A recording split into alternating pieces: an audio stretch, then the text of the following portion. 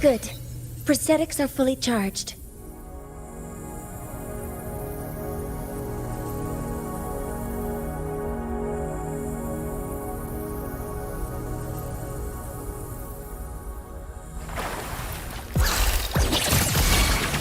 Activating countermeasure. Structural override initiated. Hover modules ready. Order executed. Initiating criticality protocol.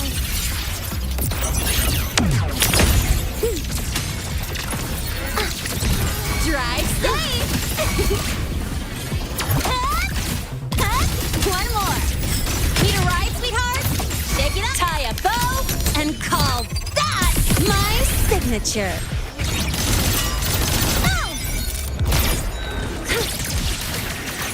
All targets in sight. Attack confirmed. That's all you got? Assuming master control.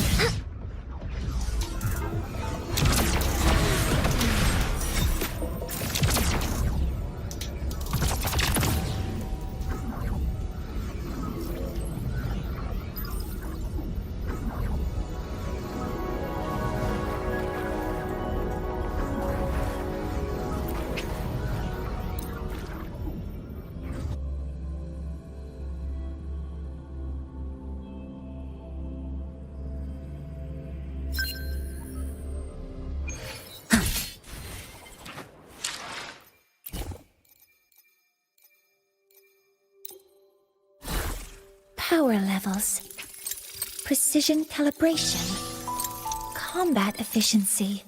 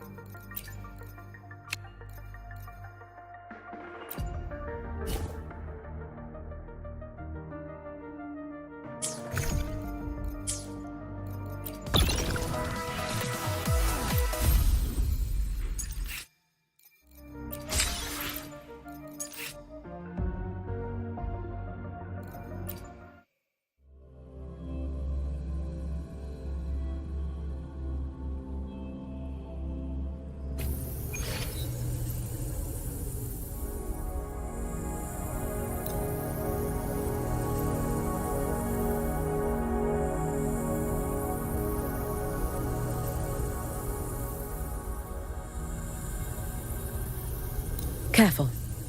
Get behind me.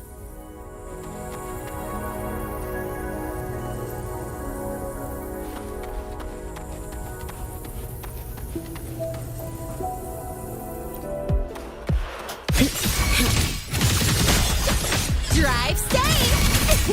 Special delivery! Go, go!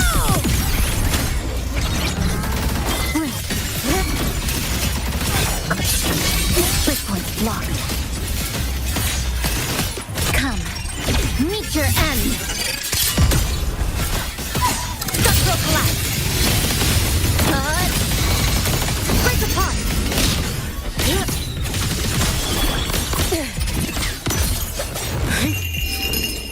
A life as fleeting as the first.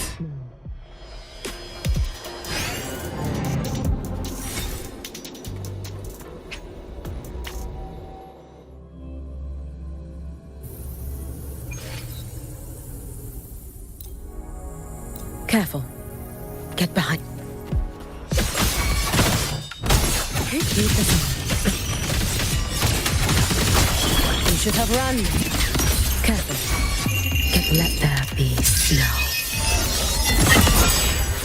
Wait for the moment. May the Sakura incinerate. Burn this self away. Drive safe! Lifeline blocked. Flicker nothingness. Deconstructed. You can trust me. Too late to escape. Keep us on. Quick.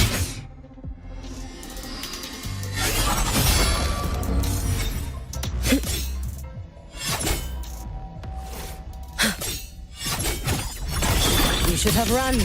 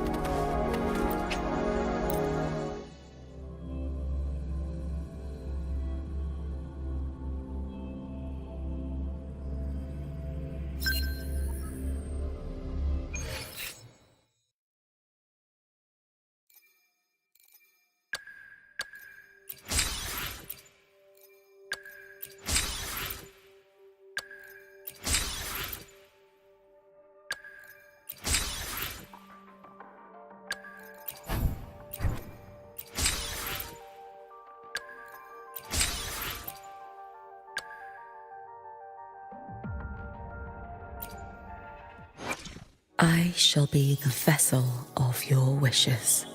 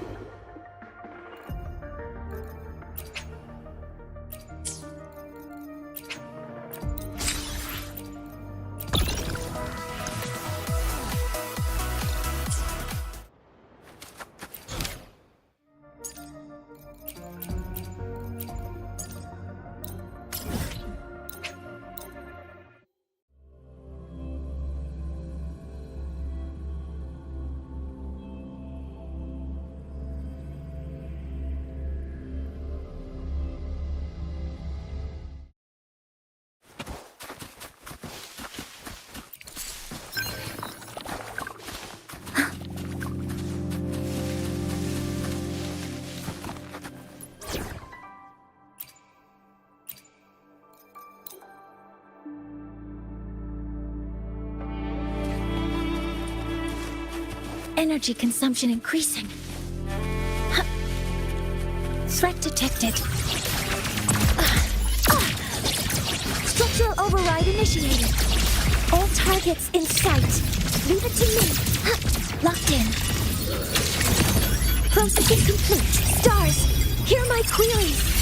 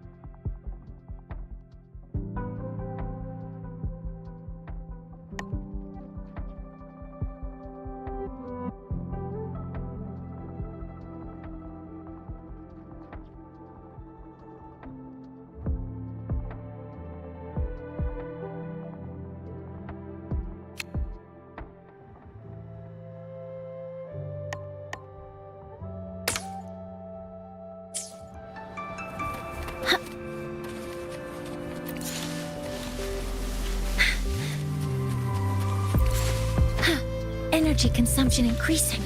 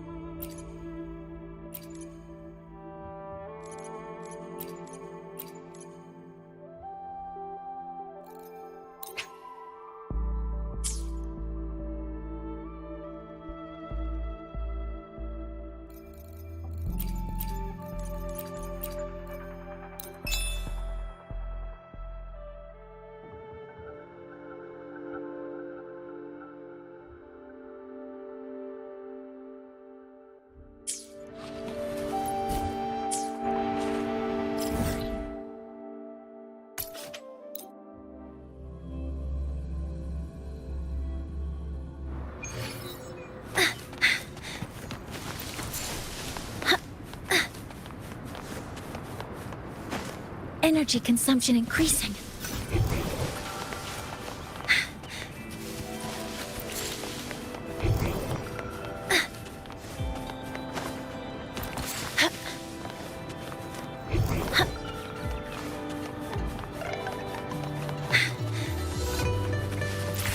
Energy consumption increasing.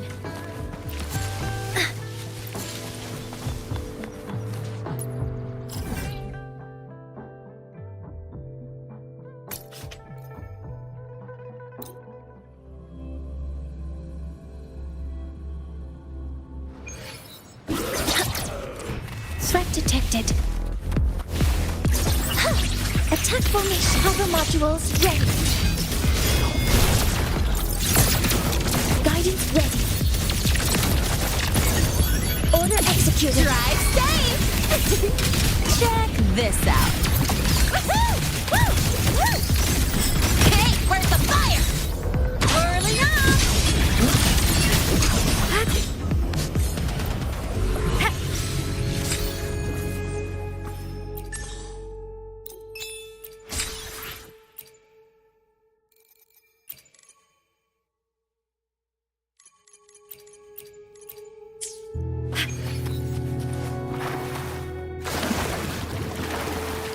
Roving.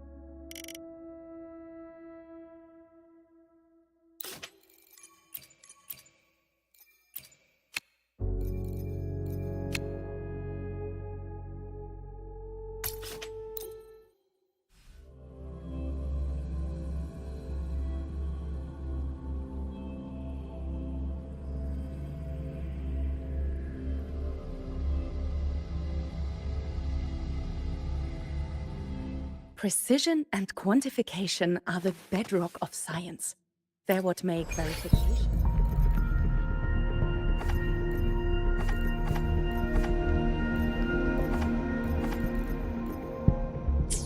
Precision and quantification.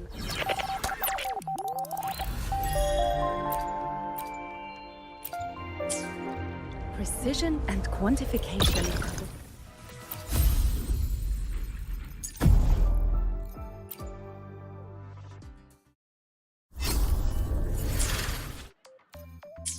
precision and quantification.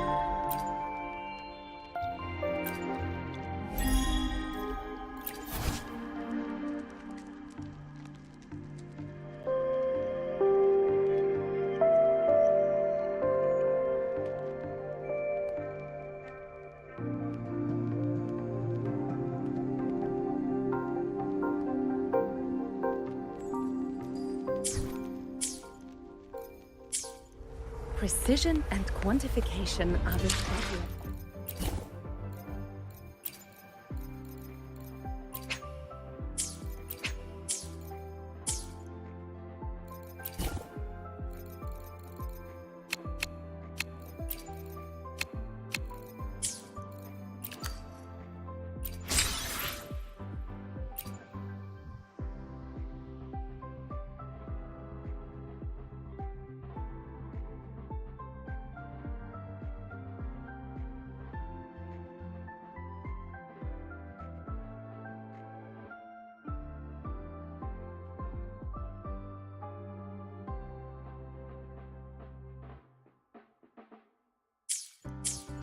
Precision and quantification are the bedrock of science.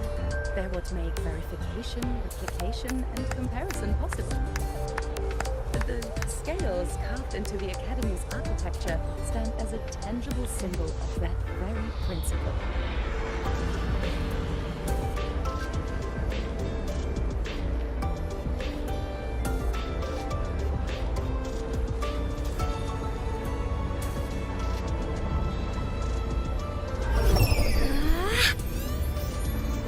Look over here!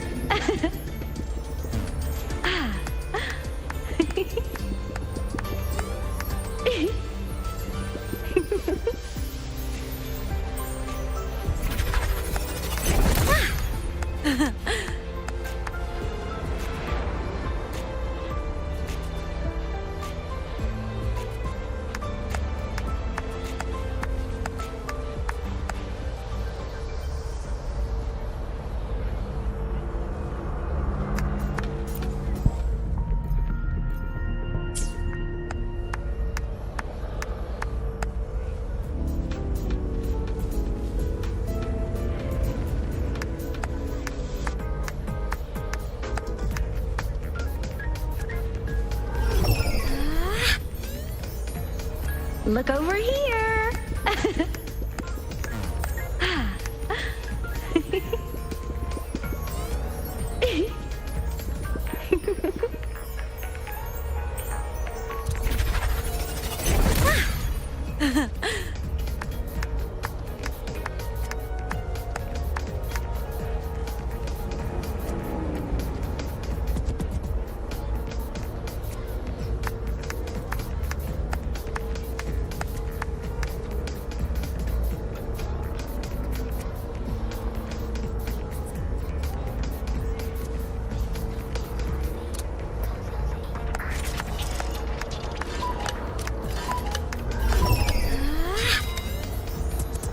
Look over here!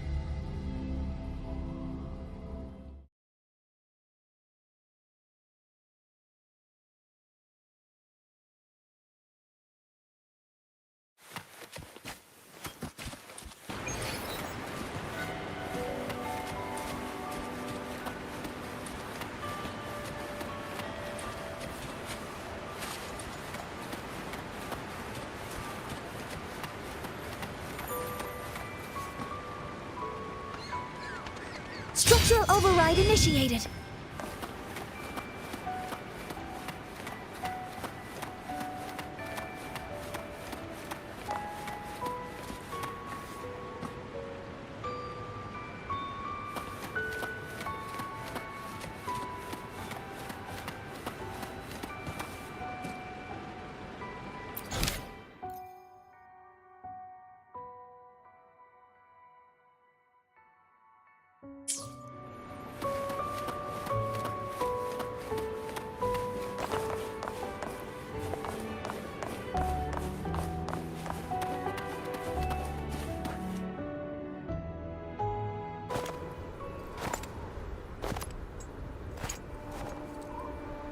What are you looking at?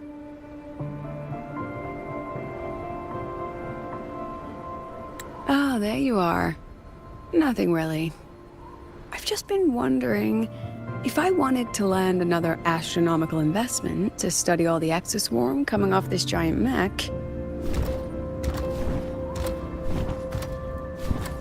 What kind of pitch would it take to make every major player in Solaris nod along and funnel credits into my pocket year after year? Have you figured it out? Not yet. My conscience won't let me think that far. Luckily, the man who can figure it out is back. The old man who promised me the blade. The head of the Space Trek Collective. The very same. But don't let the quick agreement fool you. He's already thinking 10 steps ahead. If Ishino Hado wasn't in such dire straits, he wouldn't have agreed to forge that blade for you so easily. Or at the very least, he'd have made sure he got his pound of flesh in return.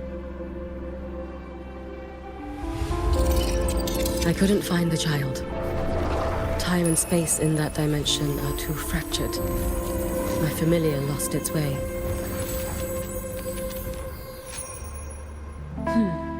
Then we need something that can hold out longer. A better way to search? Void matter reactivity has been high lately. A clear sign to follow would be best. That child is the Exostrider's resonator. There's no clearer sign than that. Looks like it's time the Exostrider was reactivated. When that happens, whether you're an annoying adult or the one meant to pilot it, I'm sure everyone will be on board, don't you think? Oh, what if we used footage of the Exostrider activating to pitch for funding? And the confidentiality agreements? No sympathy for my chronic funding anxiety?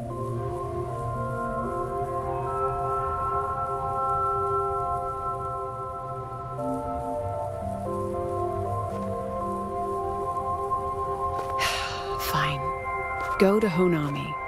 I already approved your leave of absence. What?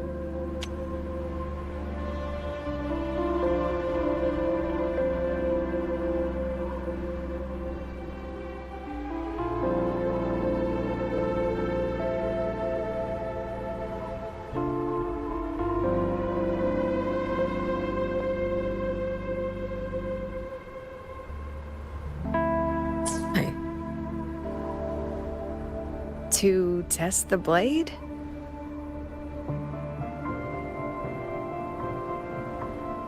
Even once the Exostrider awakens, there's still a chance it fails.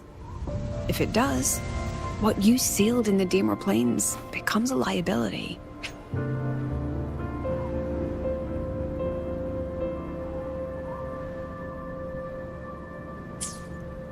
But it could also be our ace in the hole.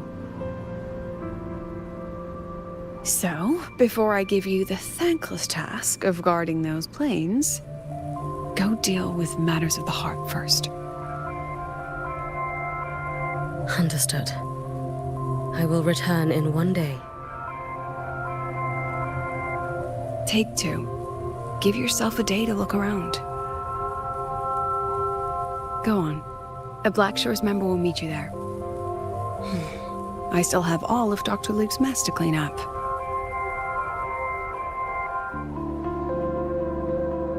Understood. I am at your call should you require it.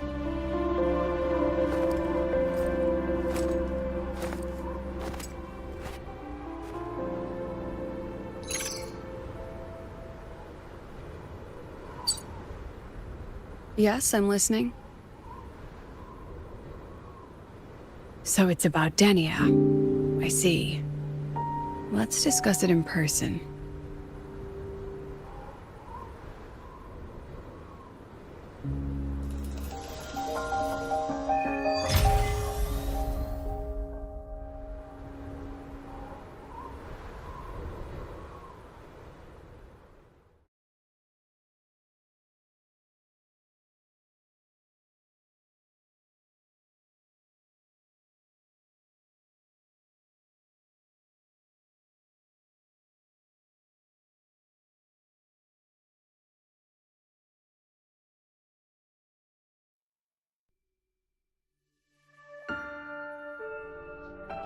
Lady Miko, can you hear me?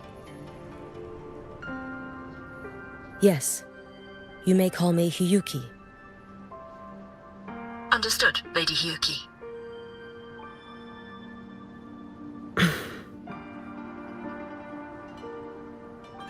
Most of the left behind in Honami City have been relocated, but a few, the ones whose regrets run deepest, still roam the danger zones. Their unfulfilled desires concentrate the Lament's power. An incident just waiting to happen. With you here, I feel better about the situation. We didn't expect you to take this on yourself.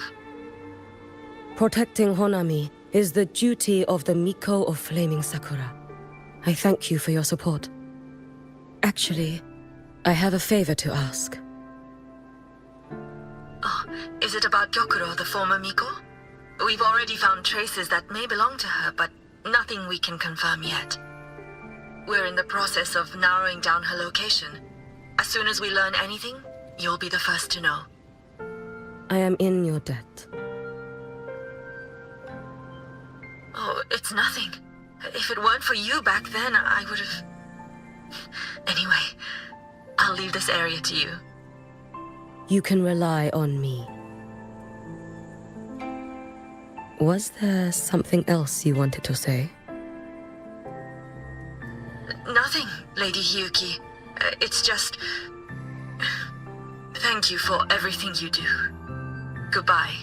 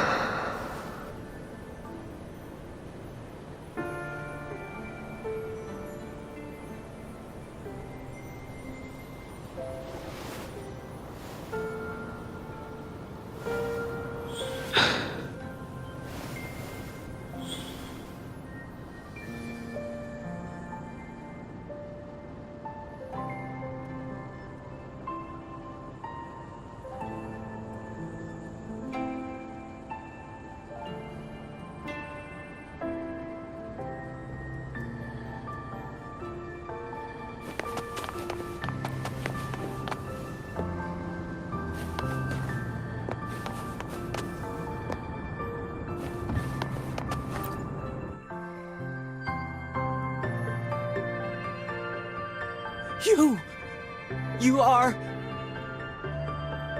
Yes. Miko of Flaming Sakura, you're back! I knew those monsters wouldn't stand a chance. Everyone else thought we were done for, but I told them, don't worry, Lady Miko will come and save us. I'm sorry. I was too late. It doesn't matter. You're here now, aren't you? Please, just say it. Say the Miko of Flaming Sakura has returned and that those monsters are finished. The Threnodian has retreated, but I couldn't save you. But you defeated it, again! And one day you'll drive it away from Ashinohara for good. Yes, I hear your wish. And I promise, one day...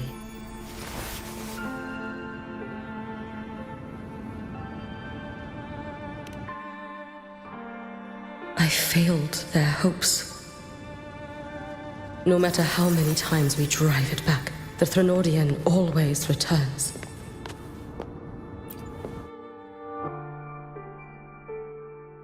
This is all your fault. Eternal Miko, huh? You're all useless. Every last one of you.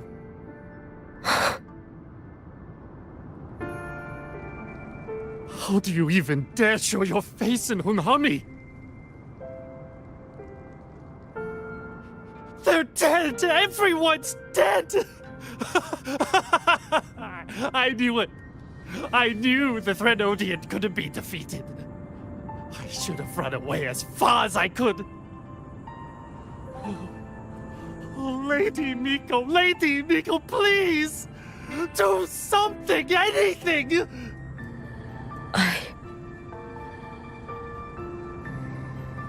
Powerful people like you won't die even if you lose. What about us? What about ordinary people? Just wait to be torn apart? I knew you couldn't hold the line. I knew it couldn't be killed, but how do we go on from here? Lady Miko, heroes, tell me, what should we do? If you need someone to hate, let it be me. It's all right. Place all your pain, all your resentment upon me. May your soul be granted a moment of peace. If I had been stronger, could I have saved them? If only I had more power.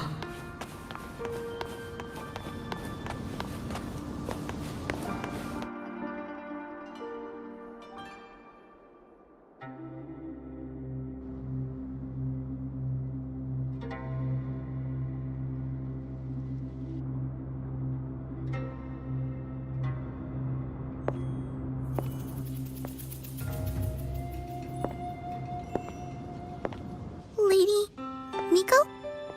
Are you the Lady Miko?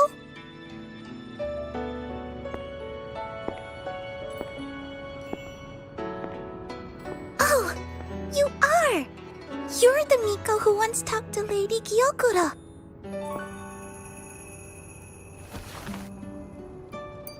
She told me about you. She said you're her most treasured family, just like my big sister and I. Your name is... it's... Hiyuki. Yes! Hiyuki! That's it! Such a pretty name, just like Lady Gyokura's. My sister said if I hid here and prayed with all my heart, Lady Miko would come and save us. So... I've been waiting.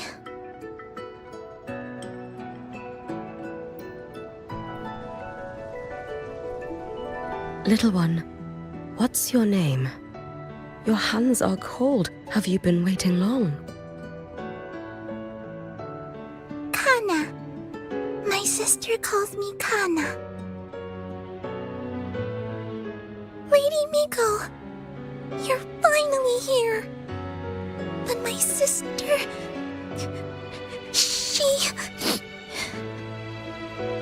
It's all right. I'm listening. She asked you to wait here, didn't she? Ah, she must have trusted you very much to give you such an important task. Task? Yes, a task. If not for you, I would never have found this place. You did well, Kana. You completed your task perfectly.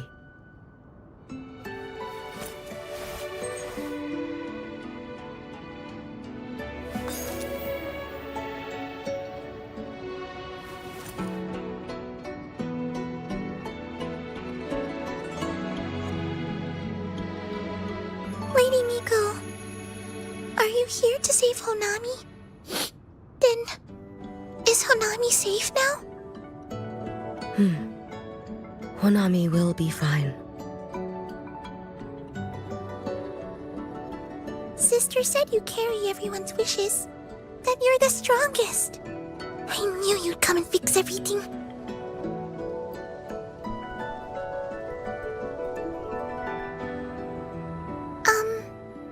Lady Miko, can you help me find my sister? Of course. We'll both get to see our sisters again soon.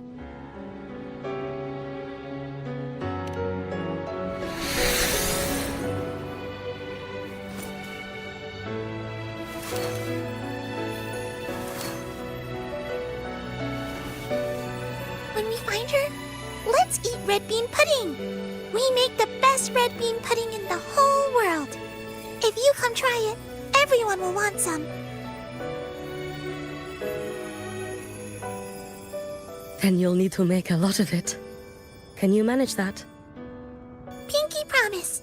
We'll make lots and lots of pudding.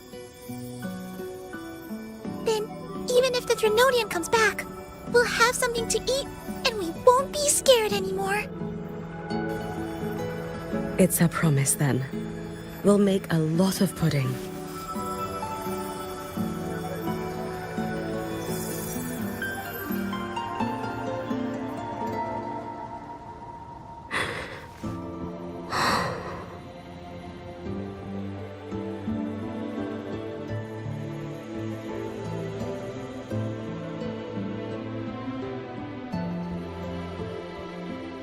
Red bean pudding. Gyokuro always did have a weakness for sweets like that. This time, will I find her traces and truly set her free?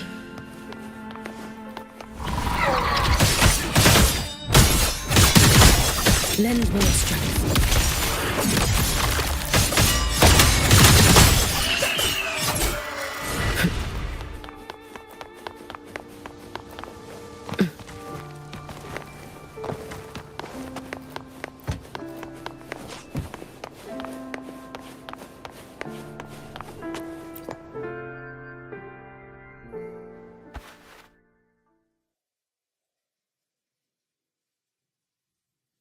Hello, Lady Miko. I've been waiting for you a very long time. My final wish was simply to see you one last time. Your final wish? Yes, it's all right. I know I'm dead. I know I'm what they call a left behind now. But I thought if I'm going to remain like this anyway, I might as well get what I wanted before I disappear, right?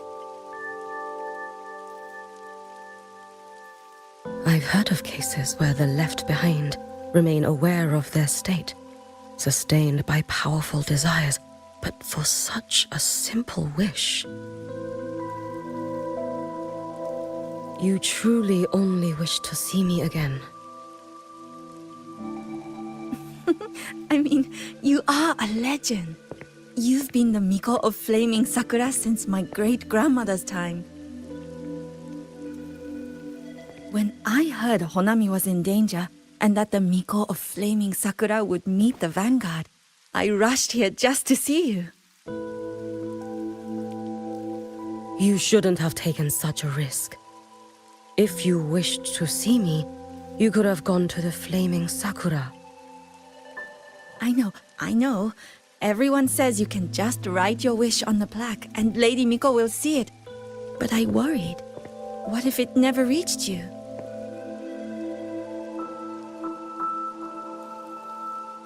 So I came all this way to make the wish in person. I wanted to see whether it would come true.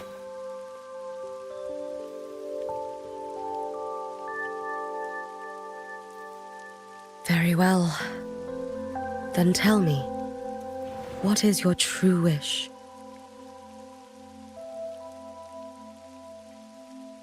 I wish for world peace, for people to stop living in fear of the lament. I want everyone to survive it. Lady Miko, my wish is that there will never be another Miko of Flaming Sakura.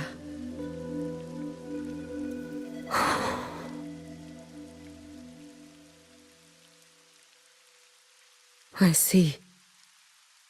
Then I promise you, this wish will be fulfilled.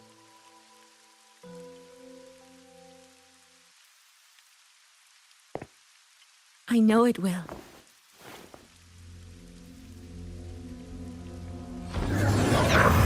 After all, you are the eternal Miko.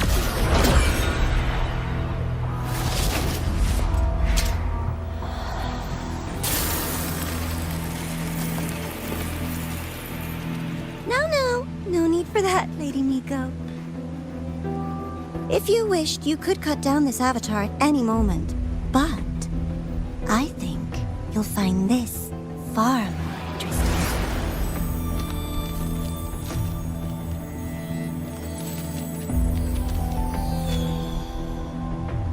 Yokuro's Shiratori. I know the Fraxidus has cost Ashinohara its fair share of grief. But personally, I hold no ill will toward you. I had dealings with the previous Miko. It wasn't exactly a pleasant chat. But I promise you, her death was not by my hand. Just as you once witnessed, she met the fate all Mikos of Flaming Sakura share. She died, burning her future to ash to pay for the present. Aren't you even a little curious about what I showed her? If this makes you uncomfortable, feel free to cut through space and leave. This face of mine, of course, is entirely at your mercy.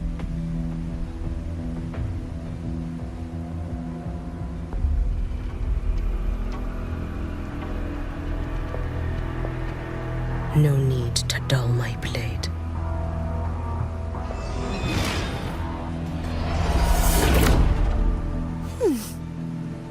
She wears the exact same expression as the previous Miko. I suppose one day she too will be reduced to ashes by her own wish. Oh, eternal Miko. Is she simply arrogant? Or just a coward?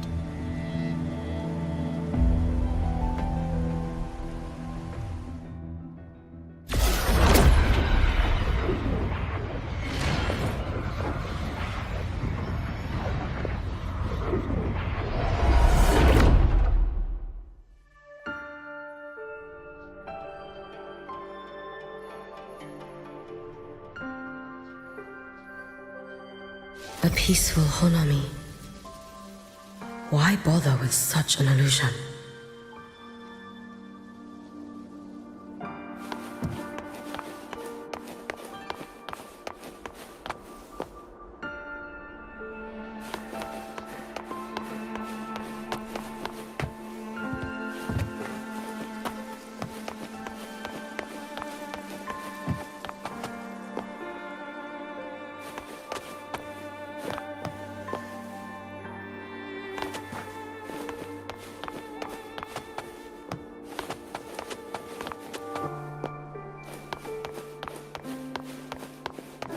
Hey, think I can take tomorrow off.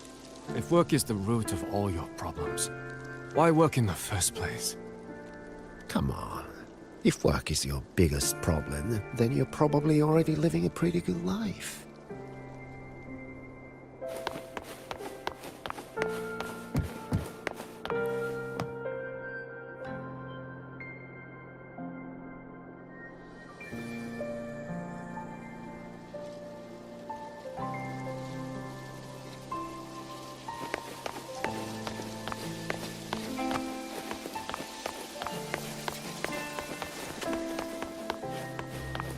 If Ashinohara could truly be this peaceful, if their dreams could really come true, then I wouldn't have to raise my blade ever again.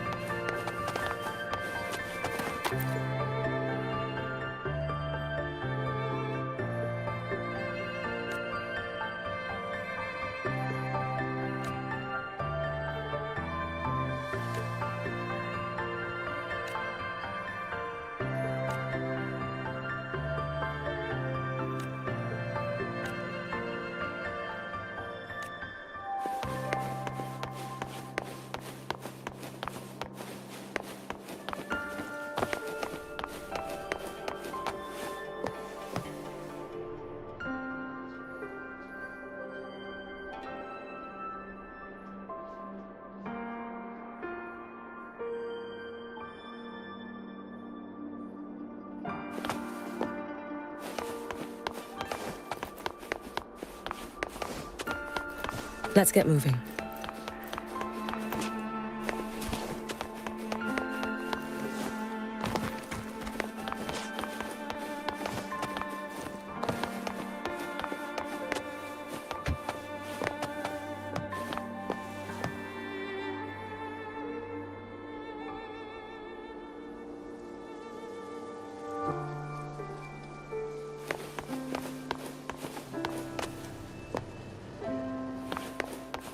Gyokuro.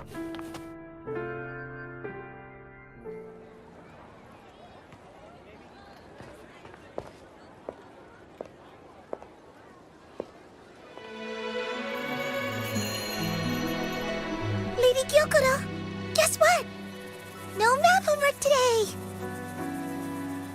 My parents and my big sister finally taught me how to make red bean pudding. Want to try mine? I'd love to. You know I can't resist red bean pudding. Wouldn't miss your special batch for the world, Kana-chan. Yay! I'll go make it right now.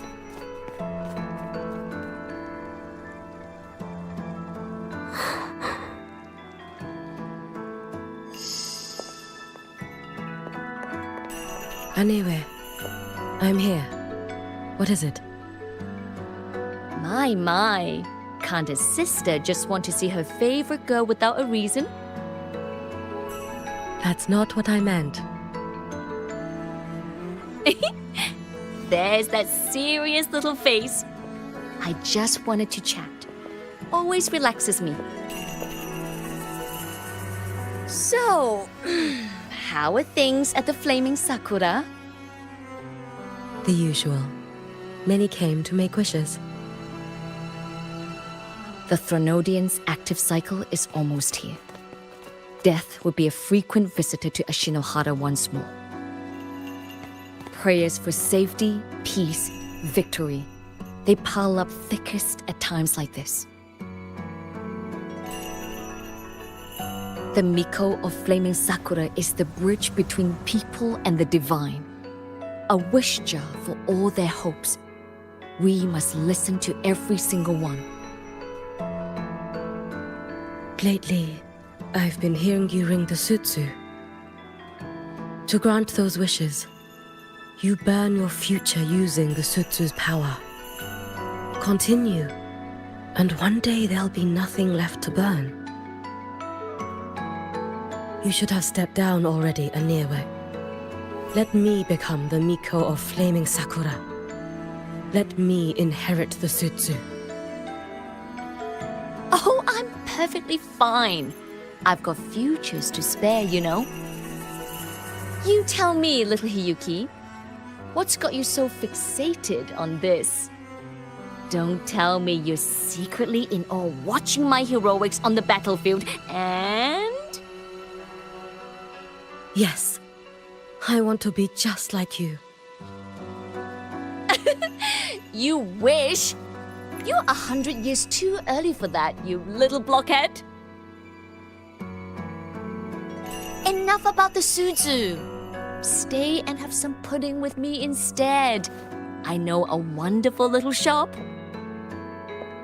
Always practicing archery under that sakura tree. What a bore! A girl your age should be out living a little. Here we go again. You know I don't care about any of that.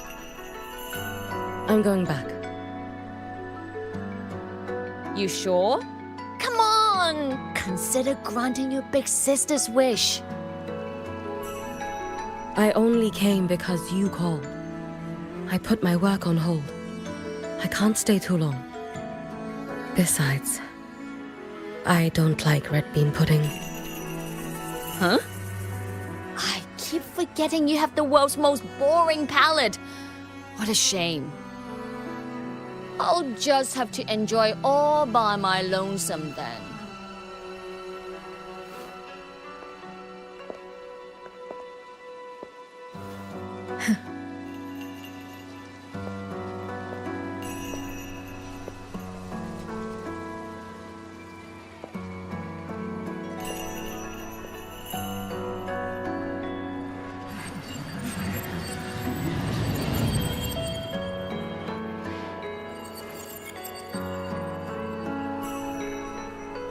Gyokuro never once spoke of her own wishes.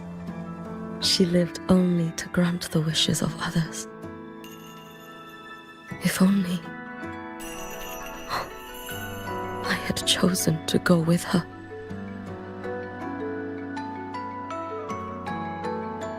I should go there. One more look will be enough.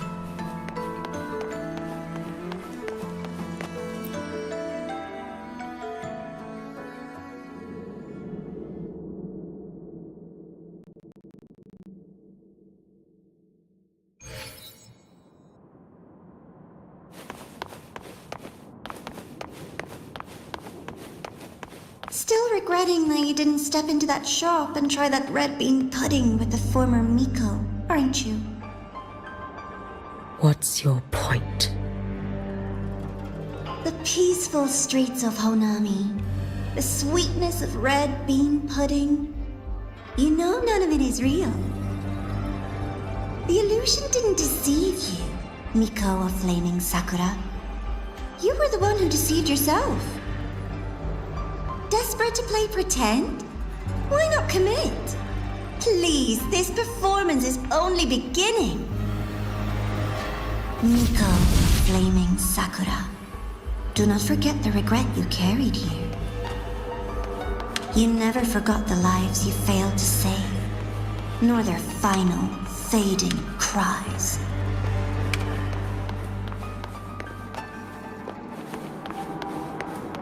You've been watching me? Among all the Mikos of Flaming Sakura, you're the most special. Only you could peer into the Sutsu and see a future so utterly pitch black.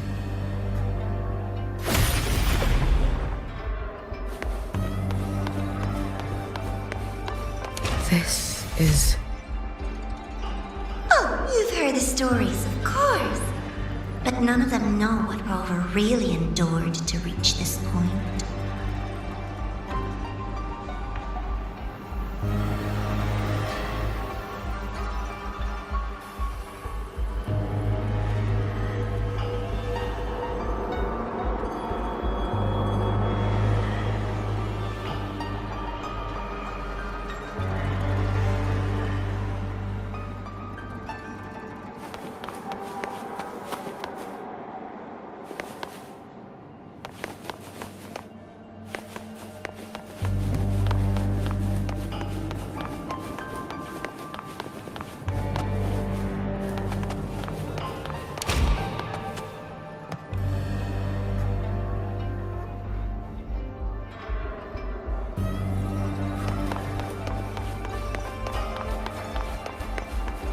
Clover.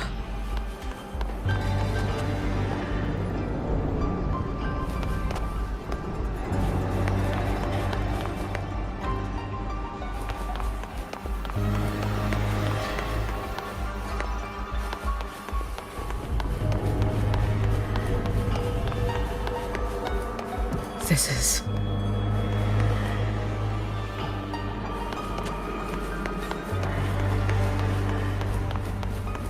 the Threnodian.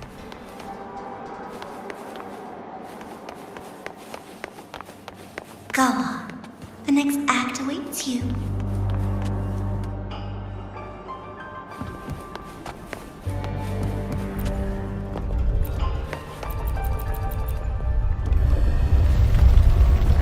Don't waver now, Yuki. That instinctive revulsion you're feeling will guide you down a path diametrically opposed to my own. You must walk this road. Only then will you understand, accept, and finally see where you went wrong.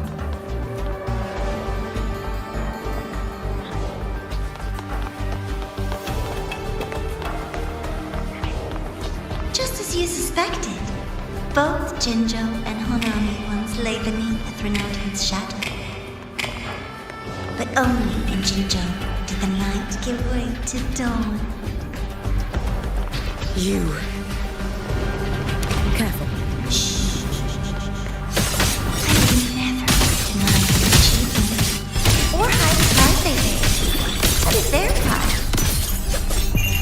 And likewise, I would never steal your eyes. This blade. It's as sharp as they promised. Once business in Lahai-Roi is settled, I'll take it back to Ashinohara.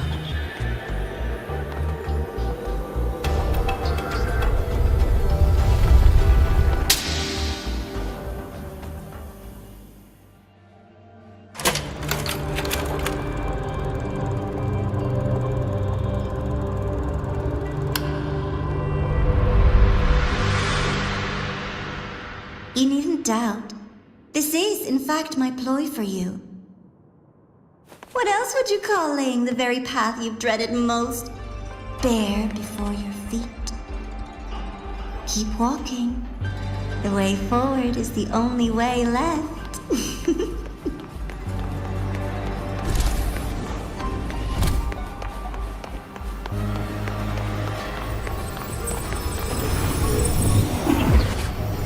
The inverted tower. I read the reports. Another place reduced to ruin by the Threnodian.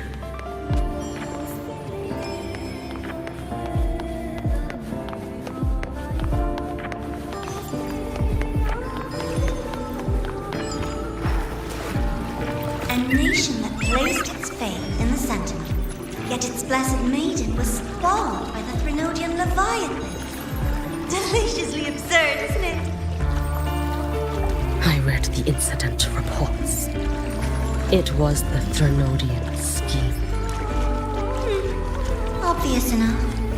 And from it, I obtained the precise counterweight to tip the scales. The power of assimilation. Precisely. After all, isn't that blessed maiden living proof? Proof that harnessing the Threnodian's power is a viable path. Is this... The fall of Imperator. As you know, even a sentinel can't be a crutch for humanity forever.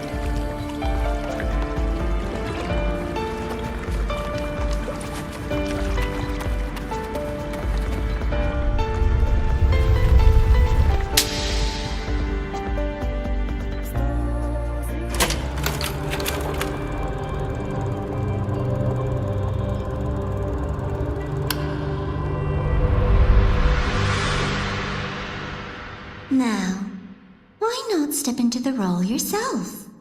Experience Renacita's conclusion firsthand. Oh, and I made a personal appearance for the grand finale in Renacita. I couldn't very well abandon my rather childish subordinates like that, could I?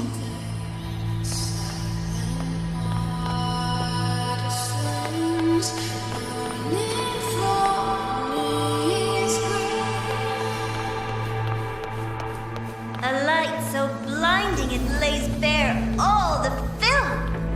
A world where every prayer is answered. Just like a dream, wouldn't you say? Ah, if only Ashinohara could have... You had so many companions fighting at your side, and yet the reign over Honami simply would not cease. That's every single time. She succeeded in saving them. If only I could have... Ashinohara. Am I envious of what she has achieved?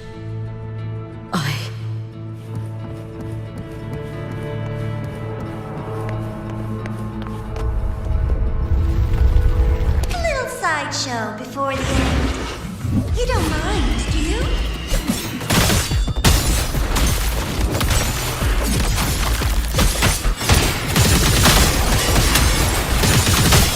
Too late to escape.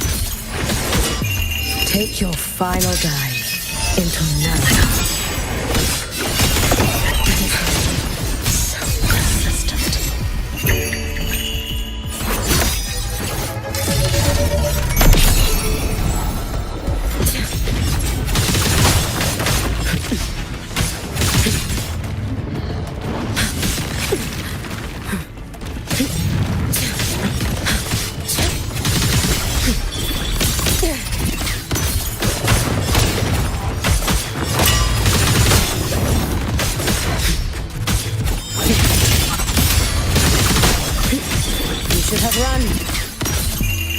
A life as fleeting as the first snake. If my blade had been keener, could I have... Is my focus slipping? Why is this even surfacing now?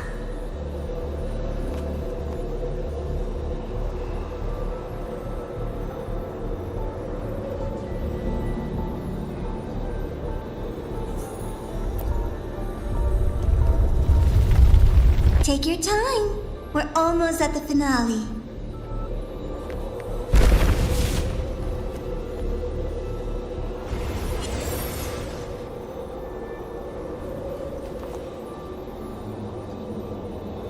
Come, let's go.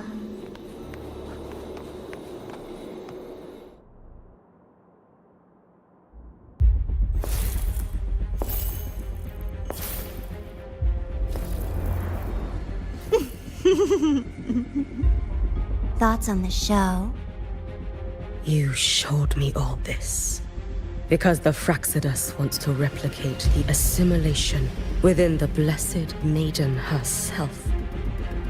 You want me for the possibility that I could become the Threnodian's resonator in the future.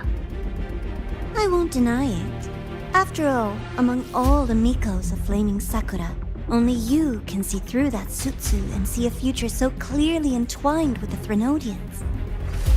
That is your gift, your talent. It is a dangerous curse.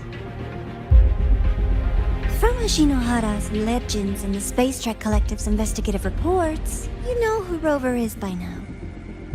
As a savior yourself, what do you think of her capabilities? She's strong. You can afford to be more effusive. Unlike you, who failed Ashinohara time and again, she is the perfect savior. But let's be brutally honest. This world doesn't have a second Rover. She saved Jinjo and Renesita. But what about Honami? Solaris is full of dark corners like Honami, places the Savior's light will never reach. You, Miko of Flaming Sakura, have a gift. You might not fear the curse of the Threnodian or lament. But what of them? The weak, those not blessed by fate, and yet, is it really fair to place the weight of an entire world on a single pair of shoulders? Solaris needs more saviors, doesn't it?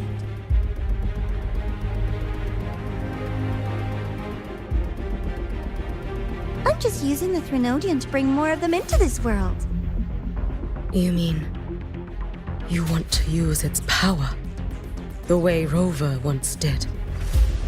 I've tried before, but a miracle like Fleur-de-Lis requires a billion coincidences. And Mia? Nothing but the delusional ravings of Leviathan. Even the one that appeared in Renacita at the end was just a hollow, mute shell. But with your help, everything changes. You could wield the Threnodian's power just as Rover did. Honami would not be a ruin, and Ashinohara would finally have its true savior. I have to admit, your proposition is tempting. I desire vengeance against the Threnodian. That is why I seek greater strength. I stayed in Lahai-Roi to forge a blade sharp enough to kill it. But I will not discard my dignity as a human for it. I will not become the very horror I hate. Not even for retribution. You stand on Honami's soil. You stand on a graveyard of millions. Go on. Ask them if your dignity as a human matters. I think they tell you that simply staying alive is what matters. Eternal Miko, you know your limits. You've crawled through countless defeats, barely protecting Ashinohara from the Threnodian's assault. But what of the future? You are no savior like her. When you fall, who will take up the Sutsu? Who will walk this lonely, futile path next?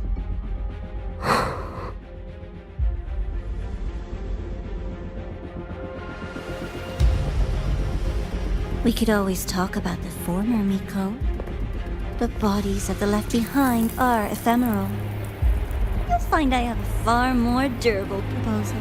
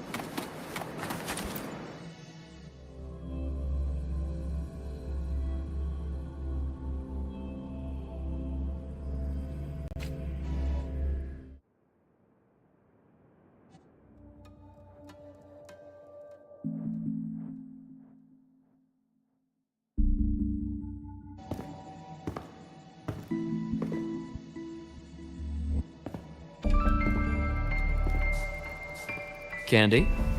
It's a new flavor. Sigrika and Linné suggested it. Great for lifting spirits.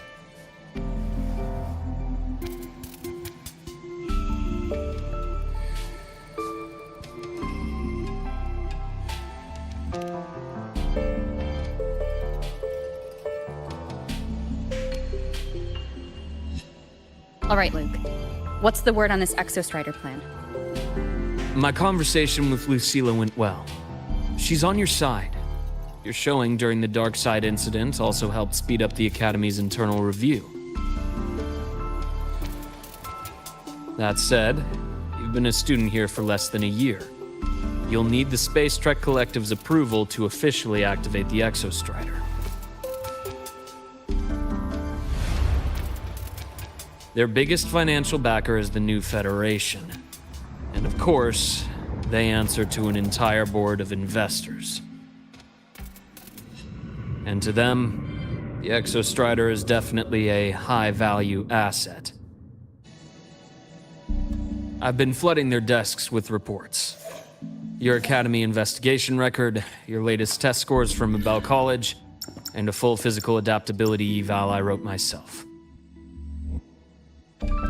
And were they rejected?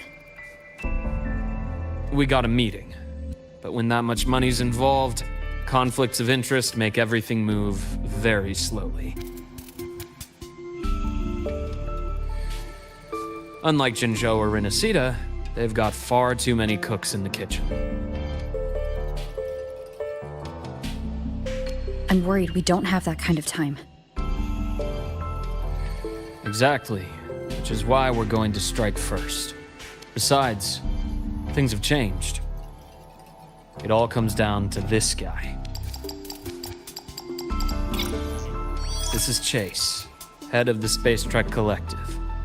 He just got back to Lahai-Roi on a Triumph avionics ship from the New Federation. President Lucilla, Professor Mornier, and I have all put in a good word. You'll be meeting him at the Research Institute.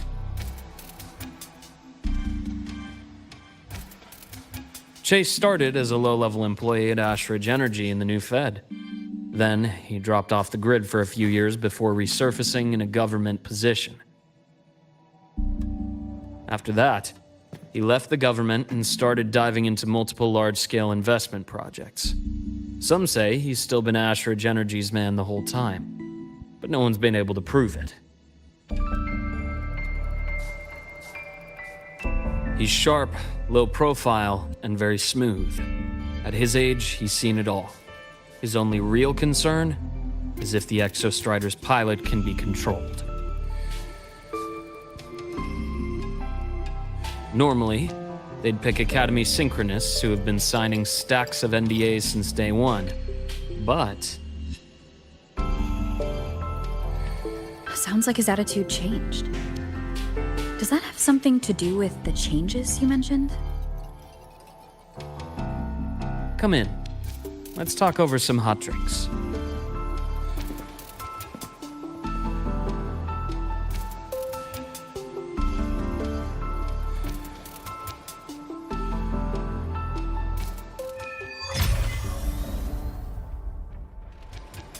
I heard Lucilla asked for your help after the ceremony. How did it feel working with her? Well, at first she was pretty dominant, steering the conversation the whole time. But now I understand it's because this academy means so much to her.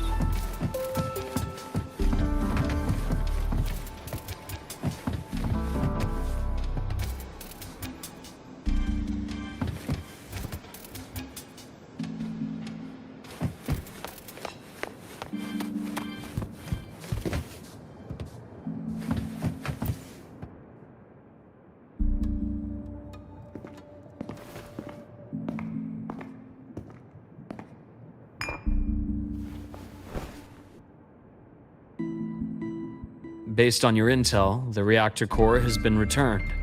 Ideally, we'd wait for the Exostrider to awaken before trying to help Imith or confront the Threnodian. But recent readings from the Institute's Strider Gate monitors, they're off the charts. Void matter reactivity is spiking. The Space Trek Collective is getting twitchy. If Threnodian Aleph 1 breaks the seal, all of Solaris will be at risk, not just Lahai-Roi.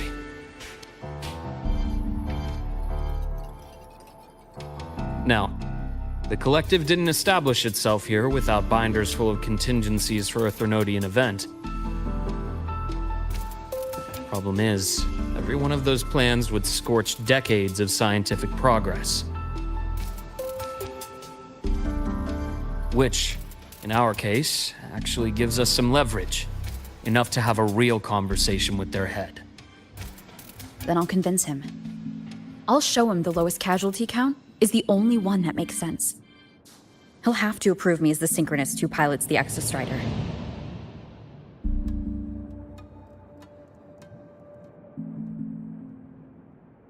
Luke, you mentioned you have contacts in the Black Shores. In this workspace of yours. It's secure, right? Guaranteed. What are you thinking? Lahai-Roi is closed off from the outside world. Public comms are probably tapped by Fraxidus moles inside the Academy. And right now, I need a direct line to the Black Shores. I see. Give me a moment. I'll establish the link and leave the rest to you.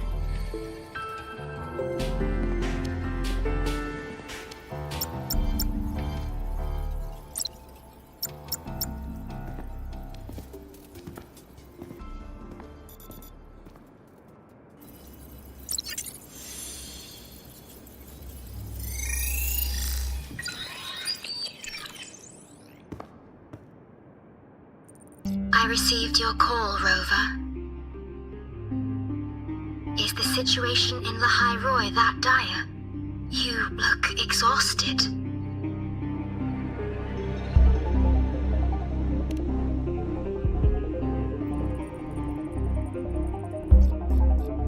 My frequency loss has been resolved. But Lahai-Roi is under imminent Threnodian threat. I need your help, Shorekeeper. Understood. For this purpose, both I and the Black Shores exist.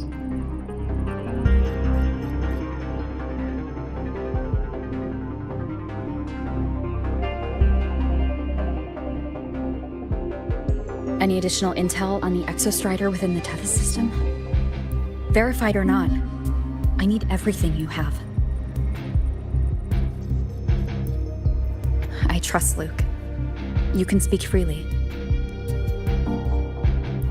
Records confirm that Luke Herson has been providing critical assistance and intelligence to the Black Shores. I trust your judgment.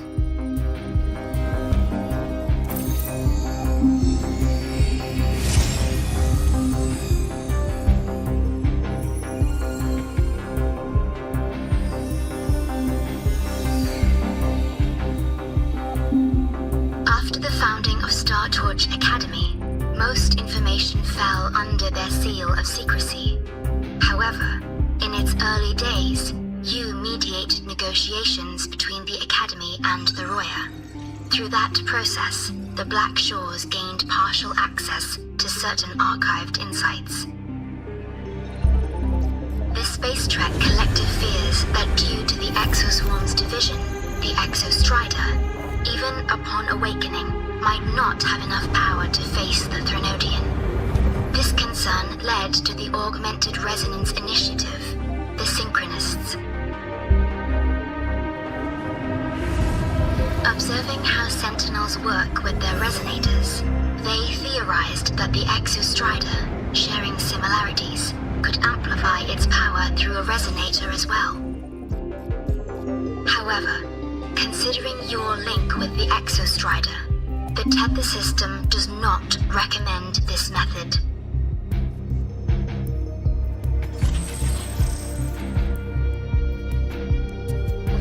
intel that deep beneath Lahai-Roi lies the keystone left behind by the Exostrider long ago. It rests directly atop the seal on the Strider Gate. You can think of it as a kind of lock.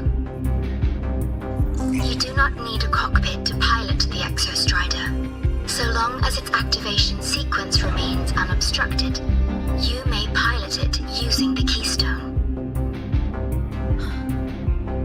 Is it because I'm its arbiter? Precisely. For one who shares its origin, a cockpit would be more of a hindrance. As for Imeth, I think Dr. Luke's proposal is viable. You mean using the exoswarm-like shell that appeared in the cockpit to look for her? Yes, the connection between frequencies will help. Rover, bring her with you when you activate the Exostrider. Sure. While I'm there, the Black Shores will need to keep a closer eye on Lahai-Roi. I understand. I'm counting on you, Shorekeeper. As long as I may be of help to you, I am content. Please return safely from the Strider Gate, my star. I will. Don't worry.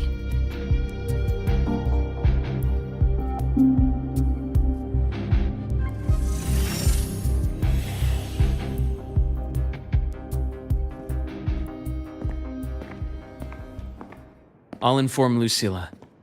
Take your time finishing that drink before you head out.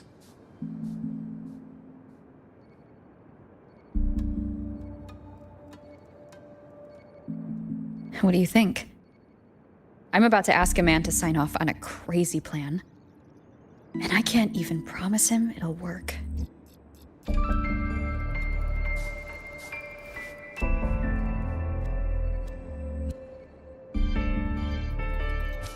Nobody has a plan they promise will work. If Chase agrees, it's because he's betting that you're his best option. Just take the win. At the end of the day, it all comes down to the person.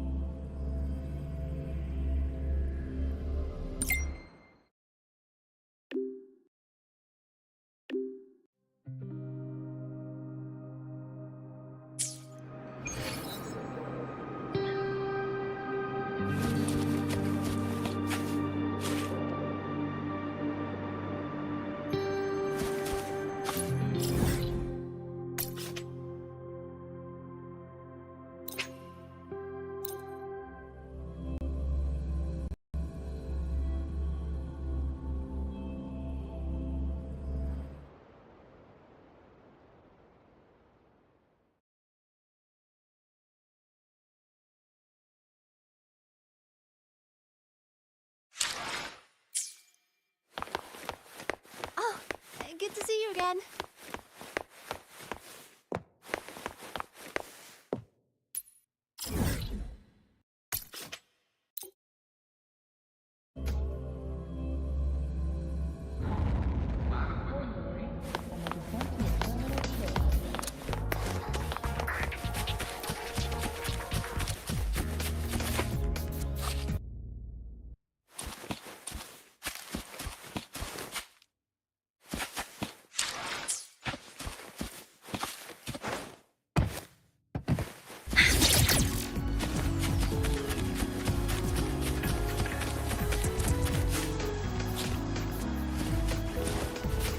Which button do I press to set the alarm?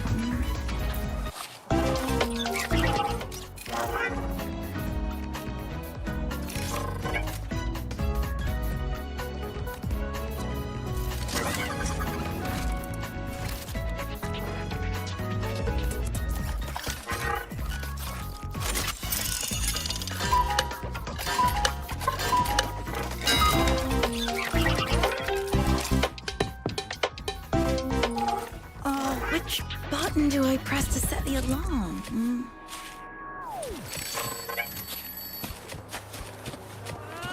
Shut up! Phew, finally muted it.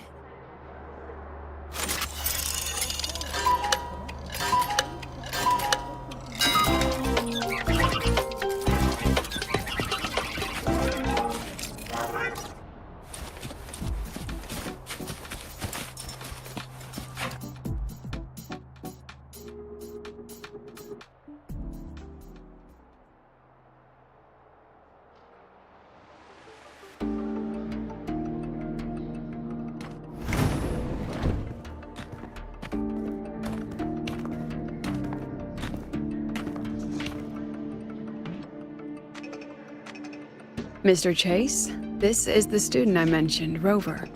Our best hope for piloting the Exostrider. Save the intro, President Lucilla. We've met before.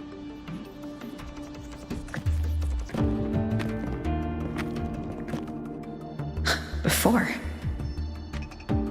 In my past life at the Academy? Let's just get down to it. The Threnodian LF1 situation is deteriorating. We're running out of time.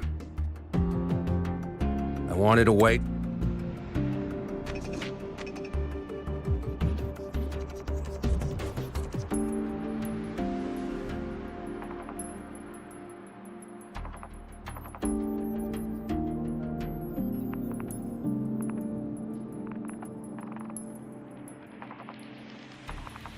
For the Exostrider's self-regeneration to finish, but the clock has run out on that one. So tell me, Rover, why do you want to pilot the Exostrider? What's the play? To find Imeth and put down the Threnodian. Imeth. Name rings a bell. The one with the high sync rate. Her disappearance was a real loss for us.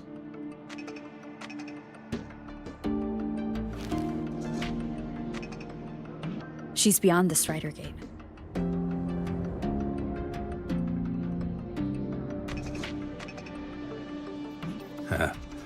I see how it is. But finding one person in a goddamn interdimensional haystack, not so easy. You understand our position. The Threnodian is our priority.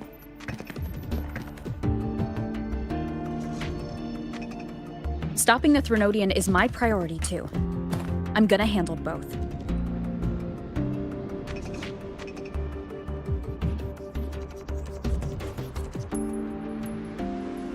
Look, we have the same objective.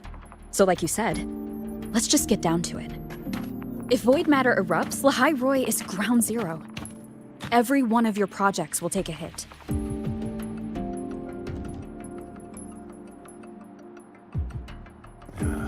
Regarding LF1, our intel is insufficient. We are not, at this time, considering its total destruction.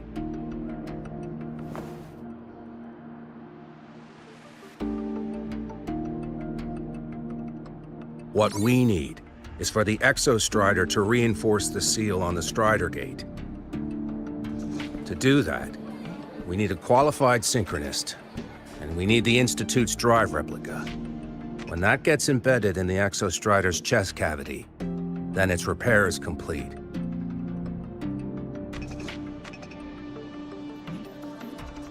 Right now, the replica is in its final phase of development. We're still missing critical data.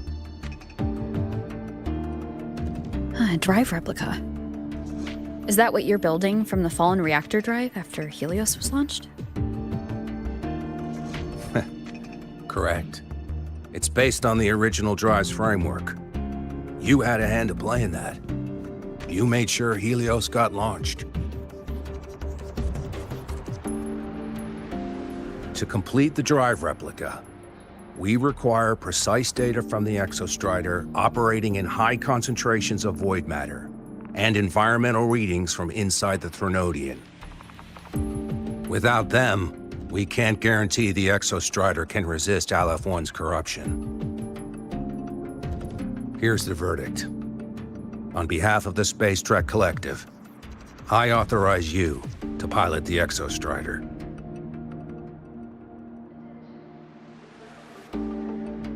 But remember, our objective is the data.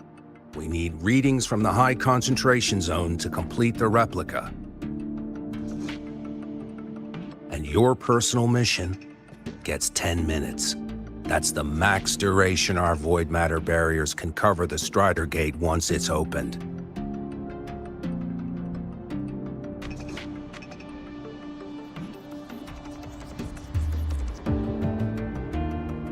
After 10 minutes, you return to Lahai-Roi, whether you found Imeth or not. Do you accept?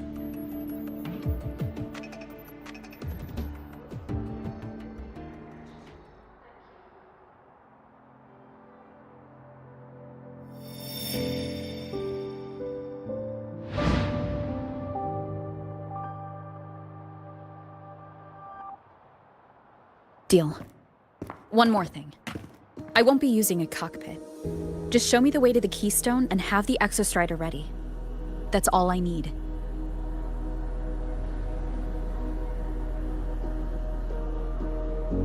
Huh. Still full of surprises. Always bringing us the unconventional. Lucilla, run a high-pressure sync test for the Synchronist. I've seen the physical eval, but I want live data for validation.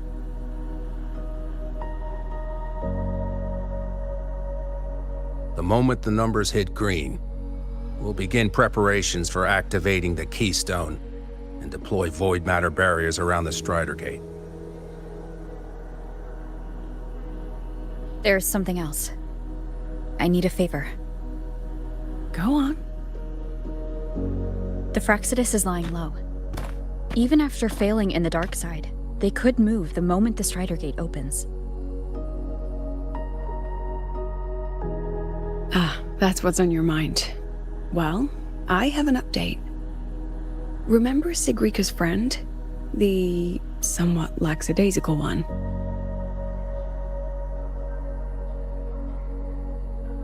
You mean Denia?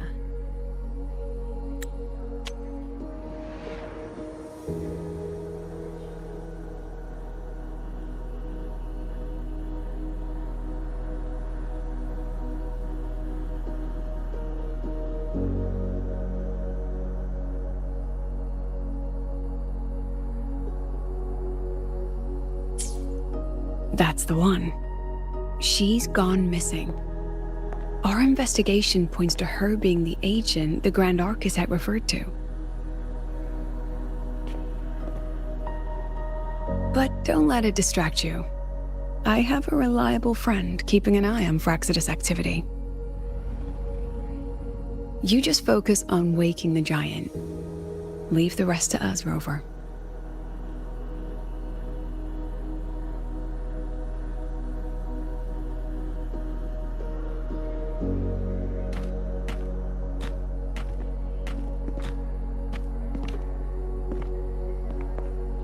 Black Shores just sent a formal communication request.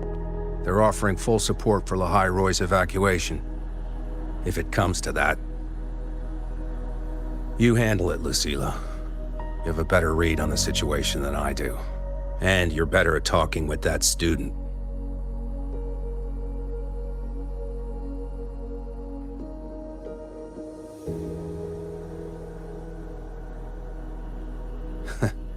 If there's anything else you want to ask me, now's the time.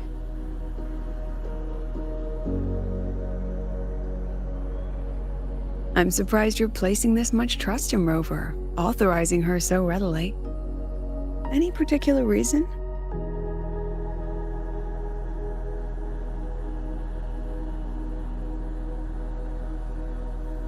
We're different, President.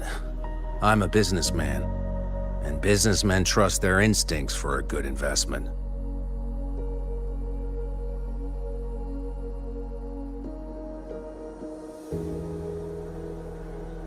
The Threnodian could strike at any time.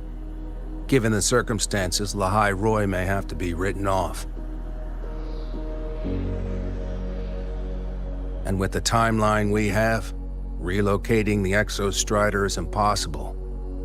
If we're gonna lose it anyway, why not let her take one last swing?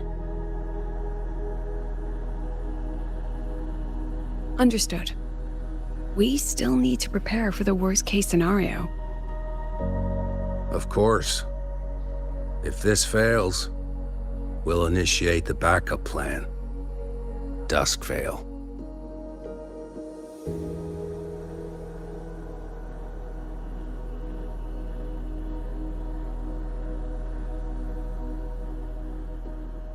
Ugh, that guy gives me the creeps. What kind of place is the new Federation anyway? Nah, are they all gonna be like that? We'll find out when we get there, Abby.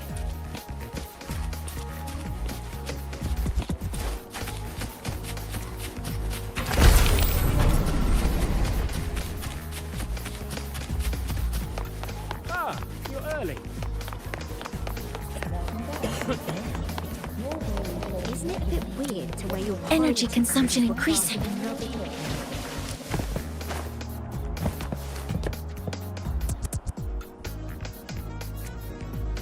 So you're that student, huh? I'm Sakia. I'll be overseeing and evaluating your test today.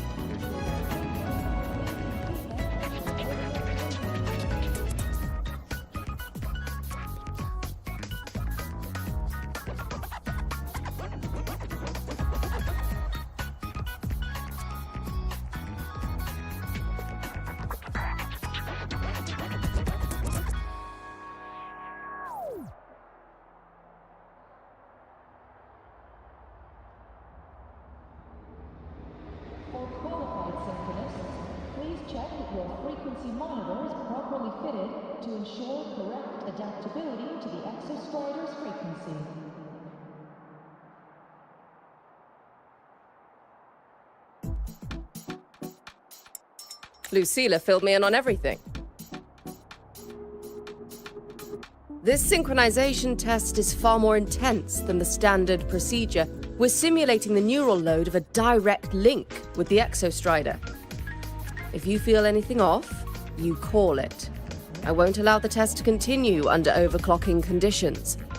Review and confirm the safety protocols before entering the cockpit. Good. The cabin systems are configured. The simulator cockpit is right there. I'll be watching your metrics closely the whole time. I hope you pass the test smoothly.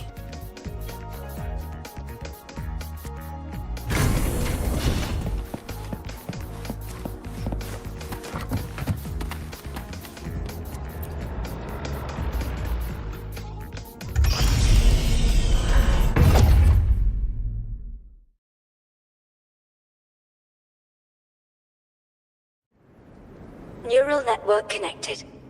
Tactical model constructed. Resonator vital signs synchronized.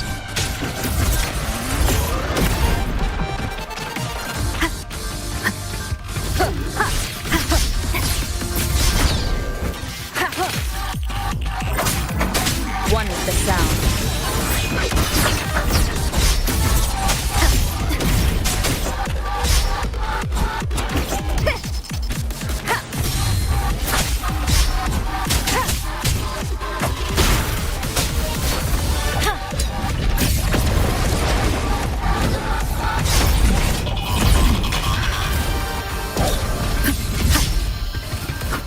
One with the sound.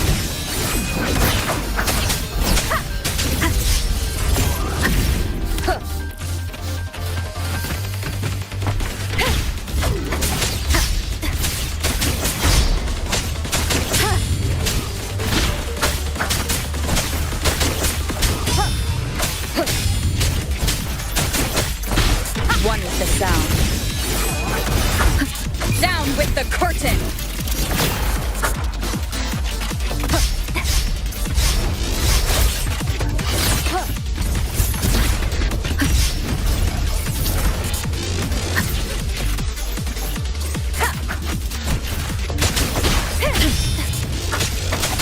One with the sound.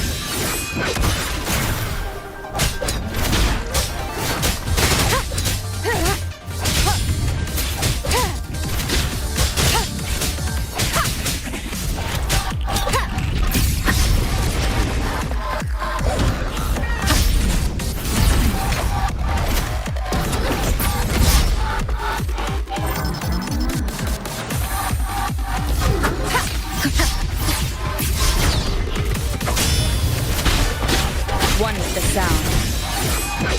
You will obey. Test complete. Recording synchronization rate data. Cockpit opening. Please exit according to the safety protocols.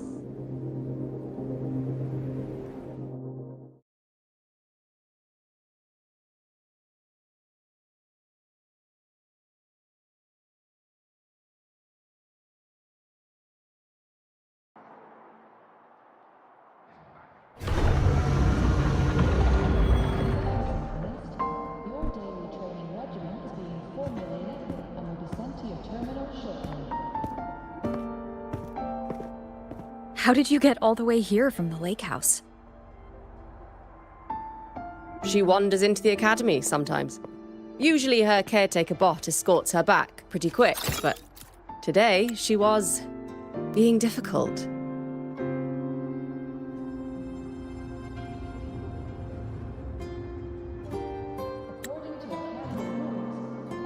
We'll go back together in a bit, okay?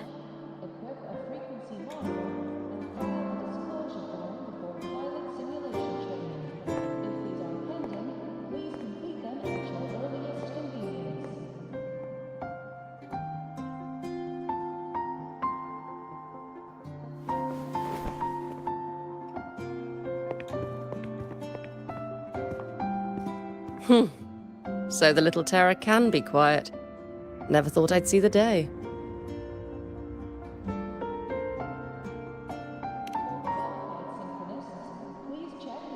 Yes, I was her teacher. Over 10 years ago now. She used to drive me up the wall.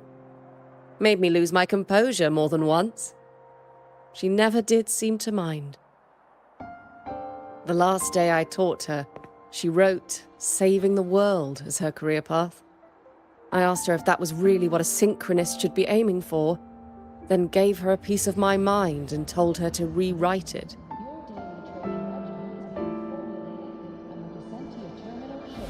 She didn't even get upset, just smiled, took the form and walked away.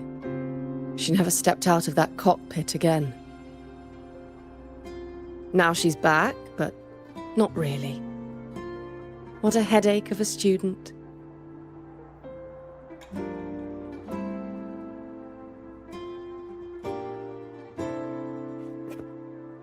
Lucilla told me you're her family. Is that true? Yes. And you're planning to pilot the Exostrider and bring her back from the Strider Gate?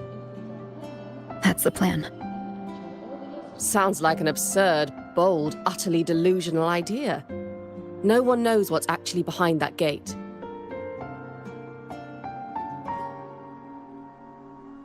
I know. When Imeth went missing, the cockpit recorded an abnormally high synchronization rate. We couldn't verify it after she disappeared, so it was never officially logged. Your test results are just shy of hers overall, but in some sectors they're even higher. You've passed.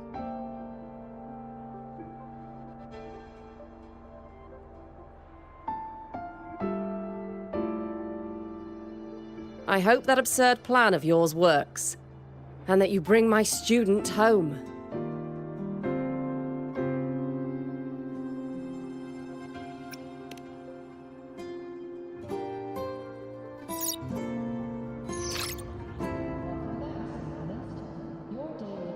The results are out, but preparing the Exostrider will take time.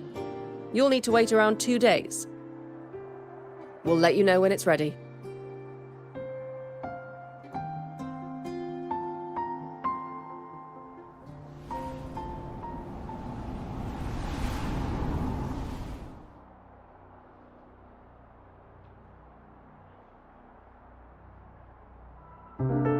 Cassette.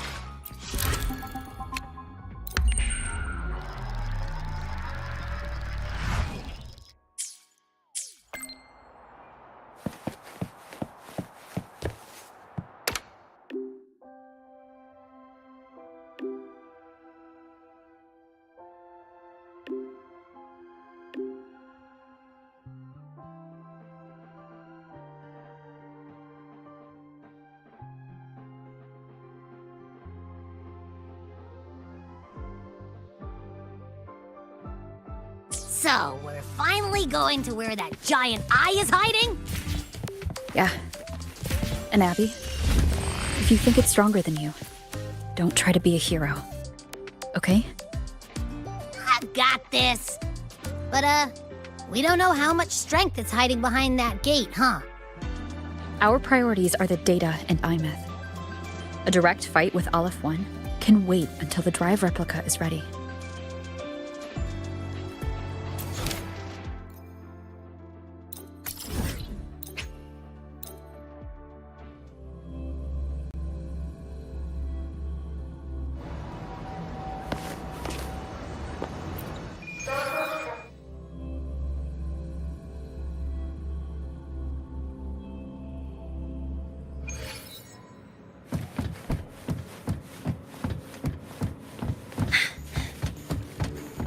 Energy consumption increasing.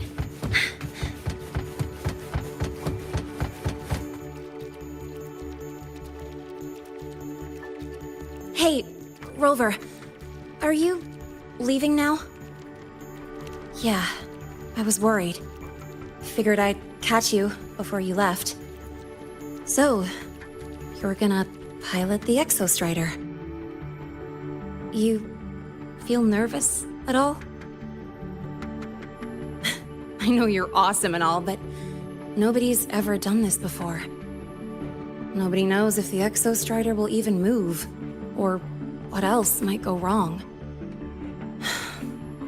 Everything's felt so heavy at the Academy lately. Teachers are stretched thin. Even the nearby exoswarms seem restless. Lene, are you nervous? Okay, fine. Is it that obvious? Look, after I aced the entrance exam, I thought, sweet, life's gonna be packed again. Non-stop. Like it used to be. But just when I was ready to finally be a student, my bubble popped. My brilliant student life, poof, and done. The Threnodian, void matter, the Frexidus. They're breathing down our necks. And I can't do anything to help you fight them. I just have to stand here and watch you walk into danger alone. It makes me feel totally useless.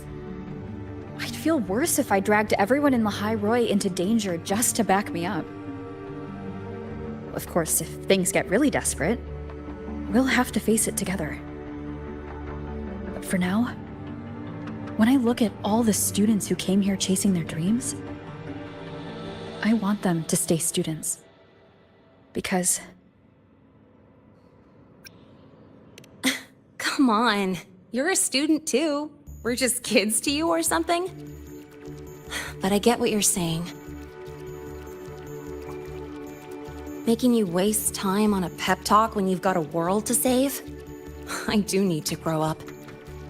But I won't just sit around. I'll be on standby. Whatever the Academy needs to support your mission, I'm in. And when this is all over, we're going for a drive. Can't wait for that day to come. Professor Mornier's up ahead. Good luck out there, my friend.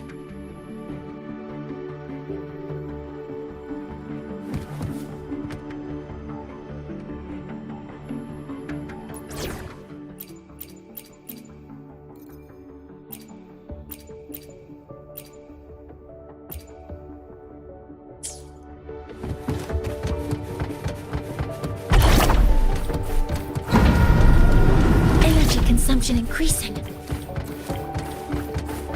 I don't care if she only wants me as a jacket.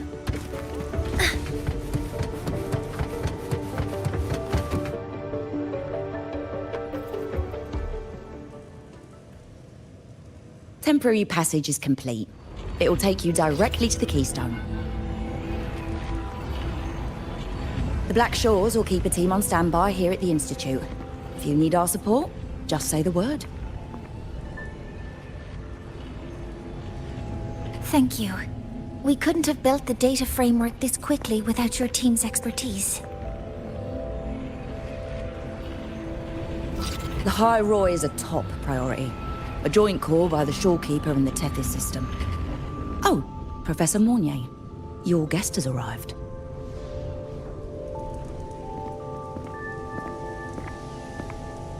Ah, you're here.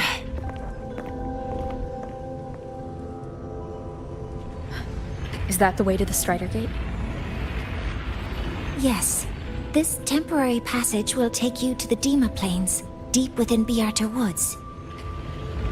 Both the Strider Gate and the Keystone are located in the Solvane Heartwood at its center. President Lucilla has already departed with the advance team. They'll be waiting on the other side. And also...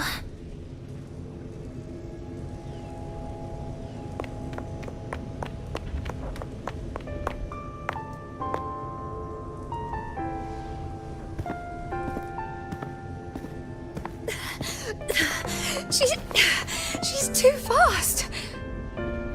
What happened? Professor Monnier. She suddenly bolted into the cassette depository and took this. This is...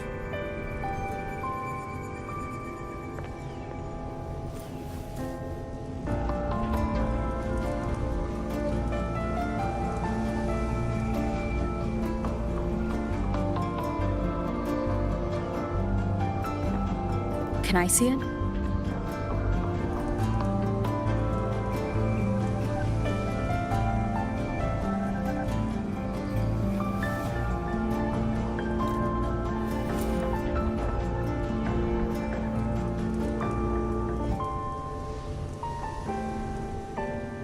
I'll give it back in a moment. Mornier, do you see what's special about it?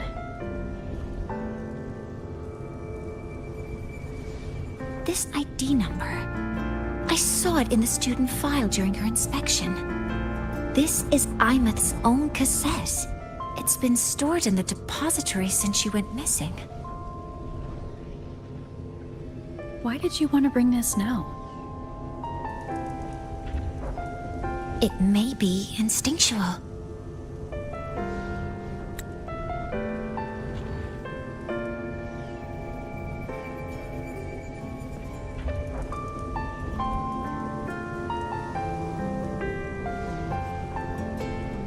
Dr. Luke did say this exoswarm-like shell shares a frequency link with the real Imeth.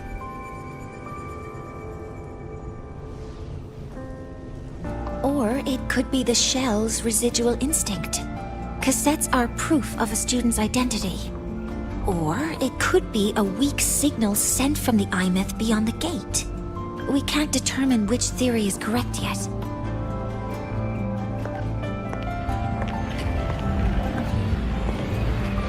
However, this does remind me, carrying a cassette into an unexplored Voidstorm zone follows standard exploration protocol.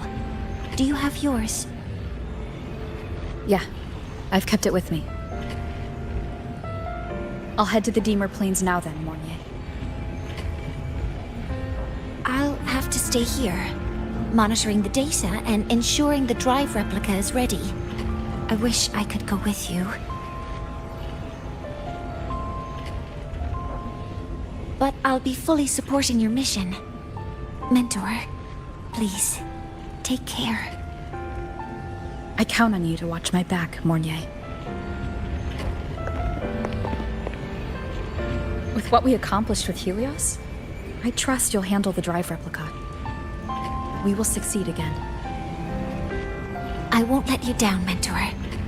Let this be a new promise between us.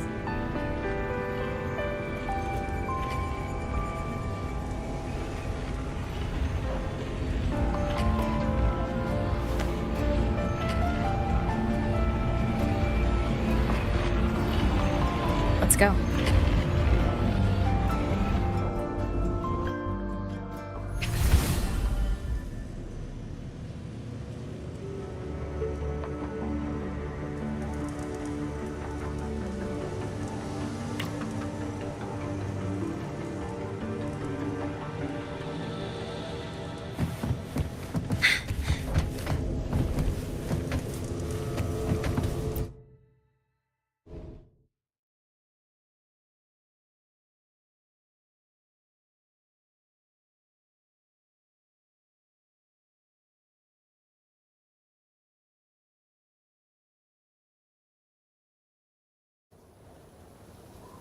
Ugh, stinky. This place reeks. The smell of that giant eyeball's getting stronger. That massive glowing tree. Is that...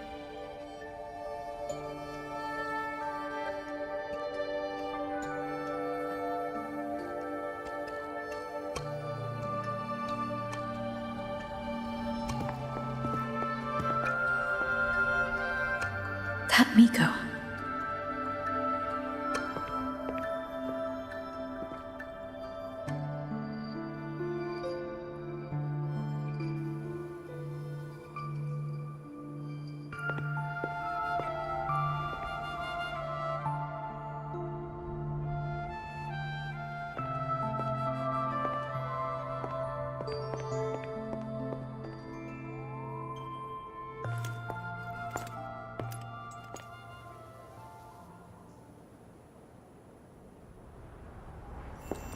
Wait, before you go, you should say hello to her.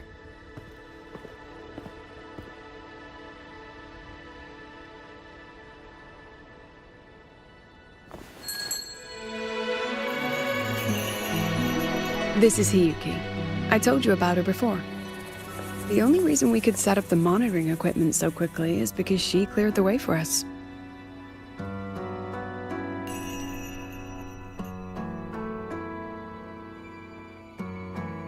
See that lingering frost? 10 years ago, a void matter rift opened in the Deemer Plains. Hiyuki went there alone and sealed it.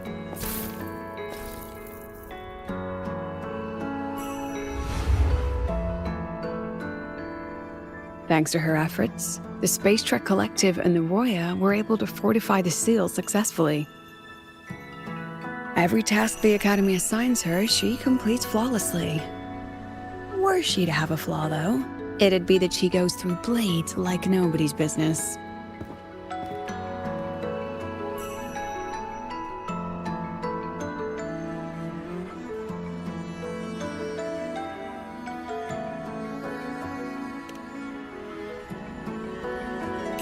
Yes.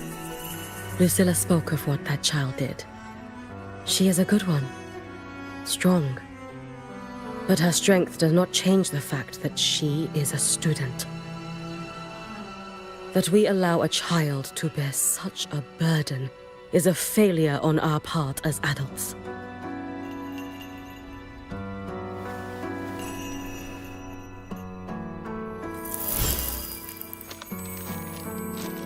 I sent this white bird to search the void matter's concentrated depths, and I am certain I felt her frequency. Somewhere in void space, she waits. The collective pursues what is right, but your quest to save the one you hold dear, that I understand. Very good. But I'm afraid we can't say more than that, okay? Right now, both sides want the same thing. That's the best we could ask for.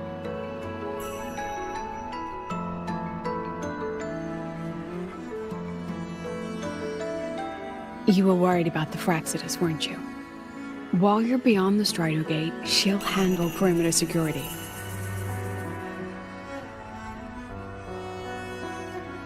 She's hunted both the Threnodian and the Fraxidus for a long time. There's no one better for the job. Right, Hiyuki? Yes. Those two Fraxidus members. I will track them down. Here. Take this. The white bird carries my power. It will shield you. Should you lose yourself in the void matter, it will also guide you back. Hiyuki is part of Star Torch Academy's Special Response Force. She works from the shadows. She's been an incredible help to us all. If, in your fight with the Threnodian, you require aid, you may make a wish to me.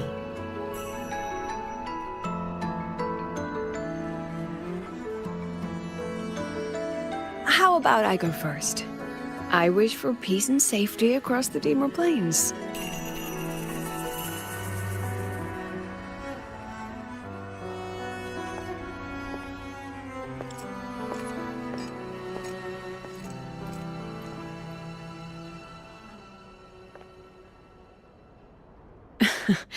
Hiyuki is the strong and silent type.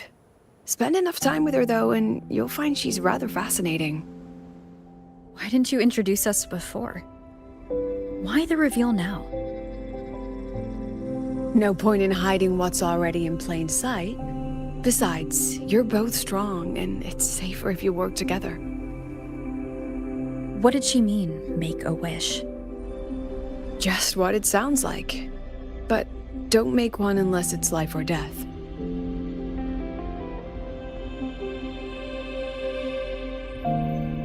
Granting wishes always comes with a price.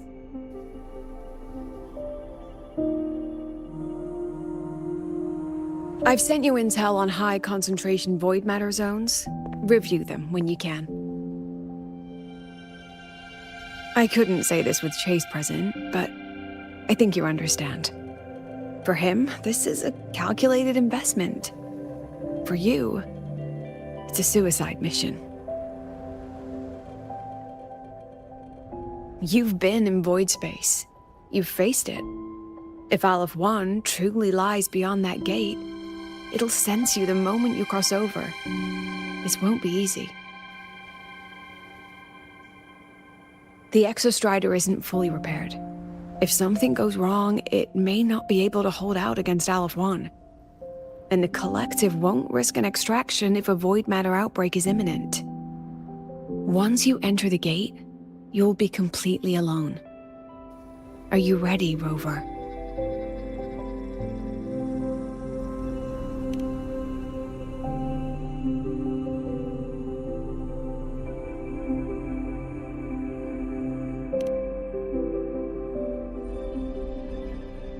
I've been in situations like this more times than I can count. If I only cared about walking away clean, I wouldn't have gotten this far, or be standing here now. So, thanks for the concern, President. But I've been ready. Very good. I'm relieved you thought it through.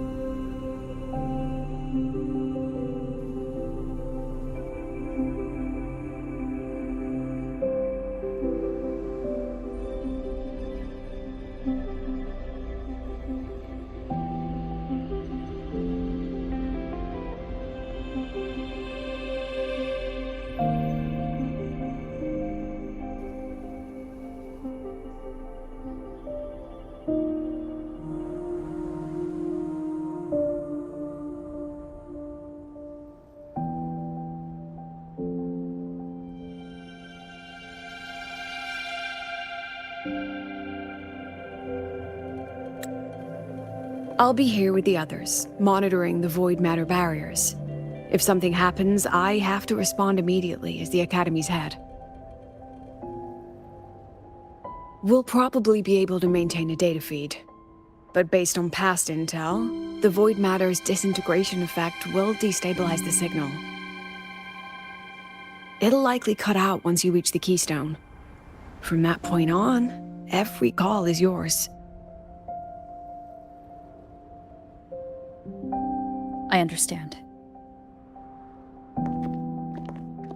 President Lucilla, we've checked her condition. No signs of void matter contamination. She's stable.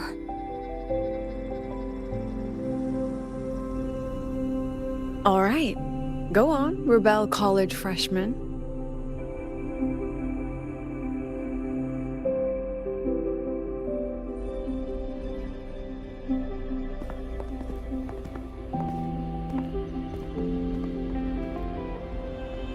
The students and faculty of Star Torch Academy have been waiting for the day the Exostrider awakens. May you return victorious.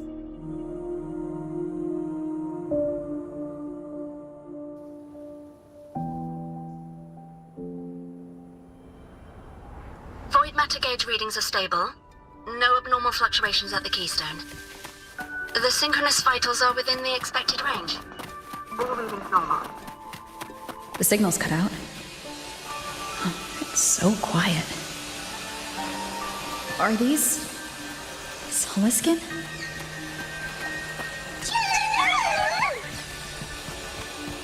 Are these little guys guiding me to the Soulbane Heartwood?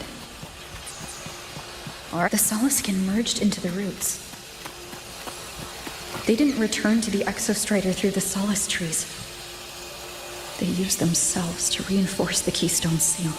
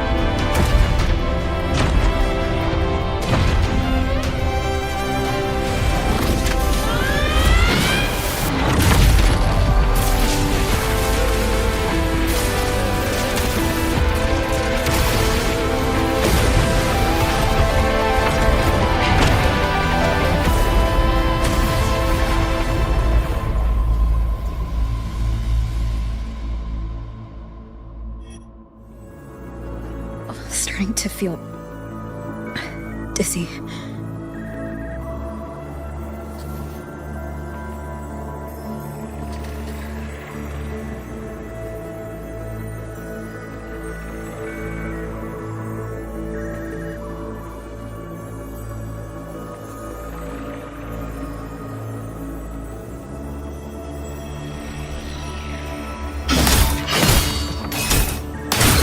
Once said void space in the depths of the Threnodian's black hole is a higher dimension. Like a kaleidoscope. Time and space here don't flow. They're tangled. Is all of this inside Aleph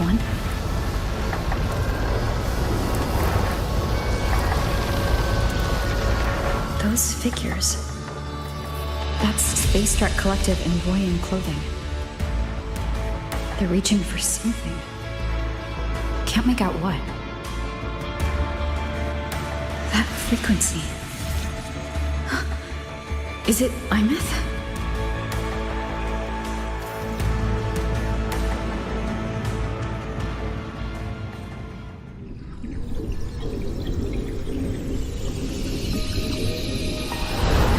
Imeth?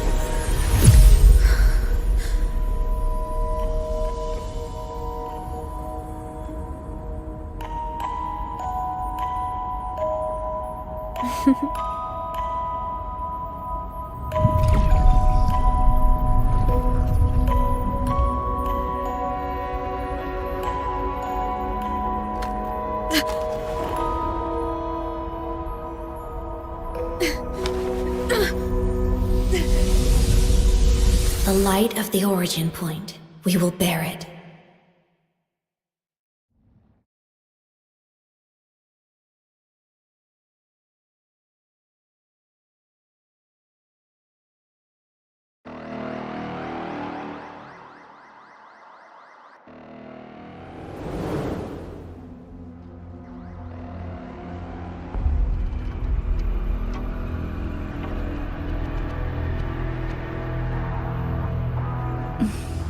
Am I back at the academy?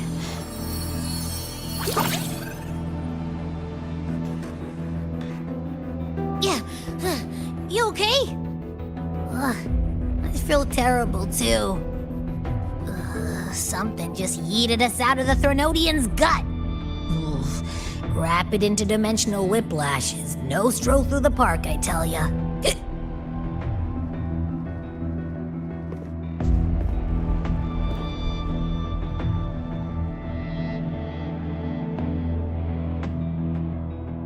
The Exostrider isn't here.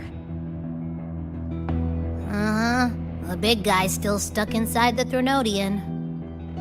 Did you see that freaky black hand that popped up in the cockpit? The whole dimension freaked out, like it was trying to spit us out. Next second, the void matter flushed us out here. I saw Navora in the flashes. It's the Fraxidus. Has to be. Everyone was standing right here. This is where void matter began to contaminate the sky.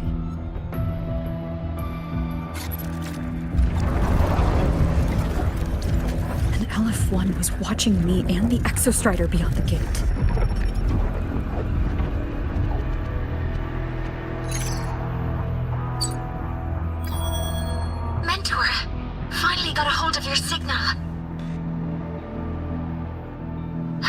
lost contact for an entire day. Everyone's been worried. An entire day? It felt like minutes. Time distortion from being inside the black hole.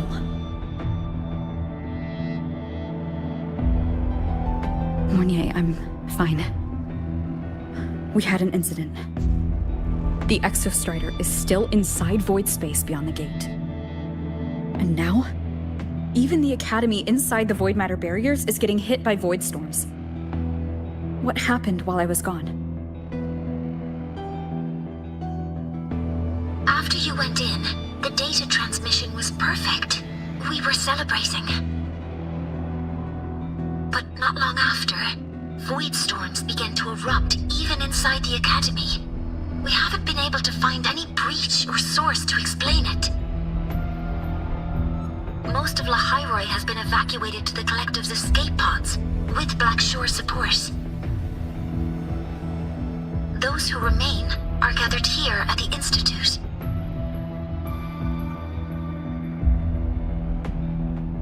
Whose eyes was I seeing through in those flashes? If they're the cause of the Threnodians' breach, could they be a harbinger? Like in Renacida? In that moment, that shell? She had the same look in her eyes as the real Imeth. Why was she so set on giving me this cassette? What was she trying to say?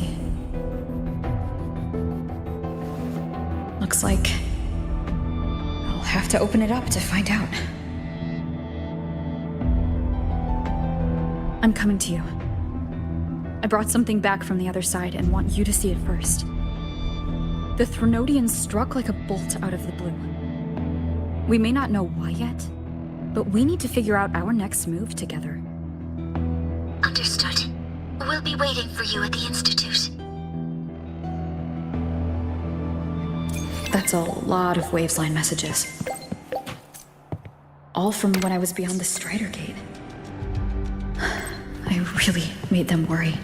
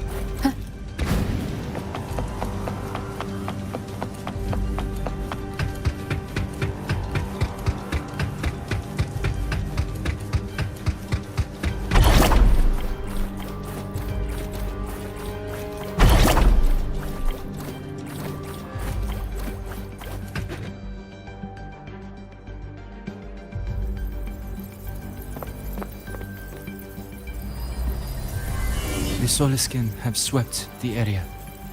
None remain in Bjartar Woods. Someone just posted a call for help on the campus's Wavesline group chat. I'll go back to run a final check later. Sigrika, are you sure you alone can handle it? Don't worry, I have my runes. They'll help me drive back any contaminated exoswarm. The Soliskin will guide me too. I'm coming with you. Finding people is one thing, hauling them back is another. It'll be faster if we take my motorbike. Status report, Professor Mornier. The launch orbit has been confirmed. The drive replica is projected to launch in 16 hours, at which point it will initiate Duskvale. Then we evacuate every remaining soul in Lahai-Roi before that window closes. Check the ships at the Royal Frostlands port, in addition to the escape pods. We don't know how long Duskvale will hold. No one stays a second longer than necessary.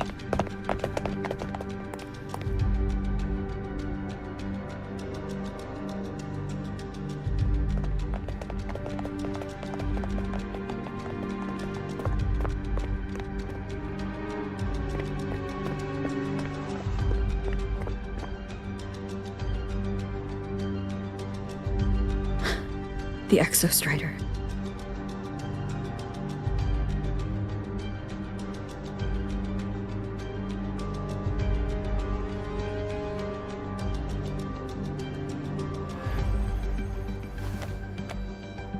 I heard from Professor Mornier. You went dark for a full day.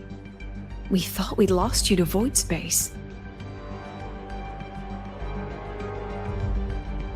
Activating the Exostrider before it was fully self-regenerated was a massive gamble. We all knew the stakes. We hoped for the best, and of course we prepared for the worst. You're alive. That alone is good news for all of us. No time to kick yourself now. I've got a mountain of work waiting for you, Rover.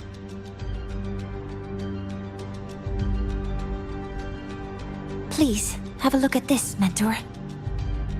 The Research Institute is running the final modifications on the drive replica now. The Roya are assisting with assembly and verification. It's built from the framework of the fallen reactor drive. Various materials from the Exostrider, too. It's everything Lahai-Roi has been working toward. This man-made heart is our final legacy for Solaris. In 16 hours, we launch it into the canopy above Lahai-Roi. Once evacuation is complete, it will activate, transforming the canopy into Duskvale. It'll contain the spread of void matter. We only finished it because of the data you sent back from beyond the Strider Gate. See? Not a total loss after all.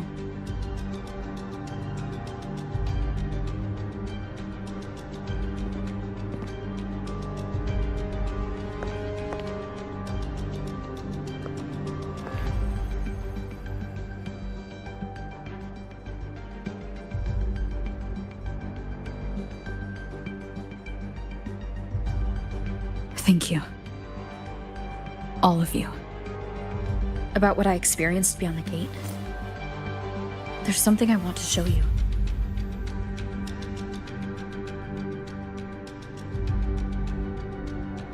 I don't think she gave me this cassette for no reason. Whether it's her shell or Imith herself, she was trying to tell us something. A cassette retrieved from within the Threnodian. Huh. Now that is intriguing. Professor Mornier, is the analyzer in the cassette depository still operational? We can head there now.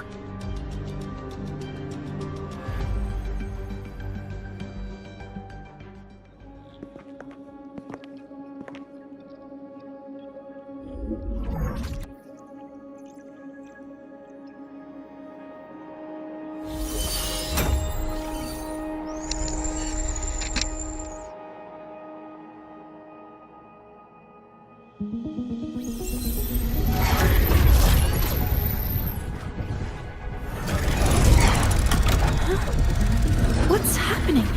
Why are all the cassettes rewinding?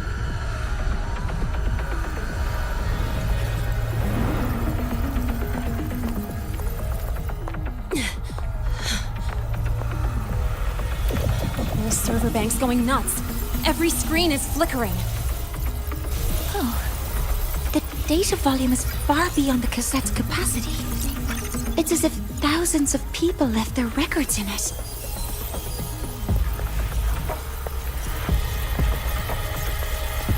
The storage system is destabilized. It's now flooding data into every archived cassette in the room. But this isn't memory data. Aside from the corrupted junk, the compressed mass consists of coordinates. Coordinates? From beyond the gate? Are they locations inside the Threnodian's black hole? Based on your report, Mentor, conventional space-time doesn't apply in void space. You can't plot a standard map there. If Imith went to these lengths to give us this, she wouldn't have made it impossible to follow. What if they're coordinates in Lahai-Roi? If such is the case, the origin might be... Please, allow me.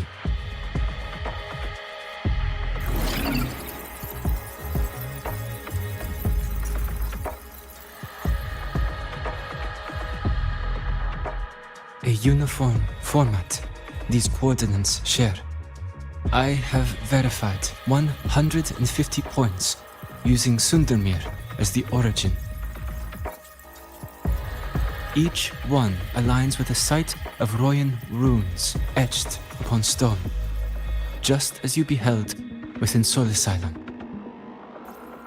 Forged by the Exostrider, these patterns are. Void storms do not affect them. We have only glimpsed fragments of their meaning through the lens of Soul Asylum.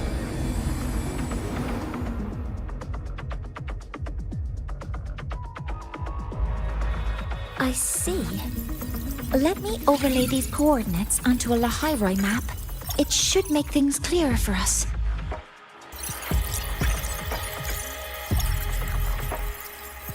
Done. Using Sundermere as the origin, the distribution looks like this.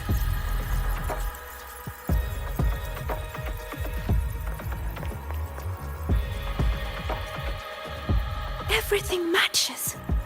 I'm spotting every Royan rune site in Bjorterwoods on this map.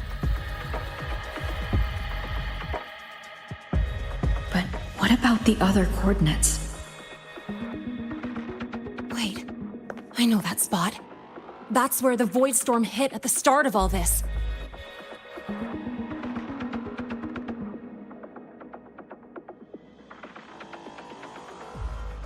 You know, that time when we first met?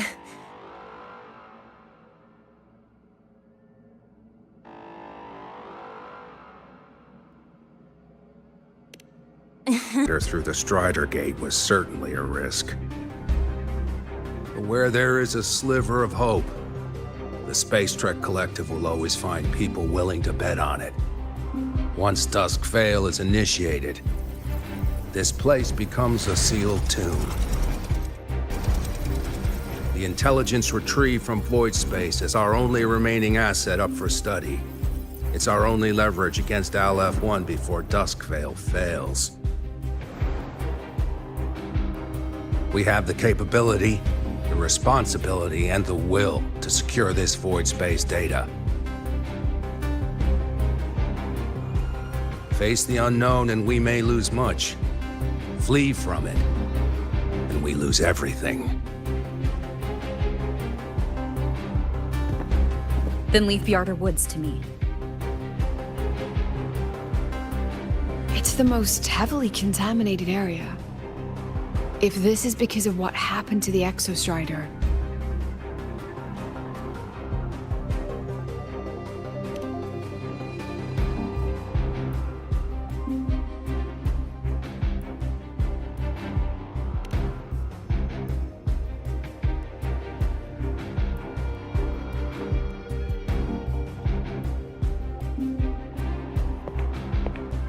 Then please give me your hand, Senior.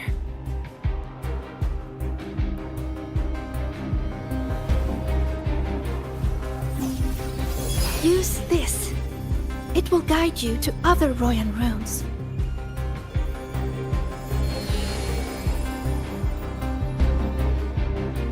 Oh, and take this one too. It's for protection.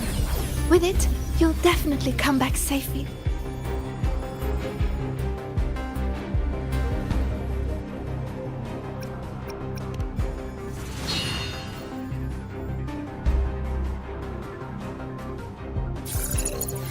Clock starts now. Recover all Royan runes before Duskvale gets initiated.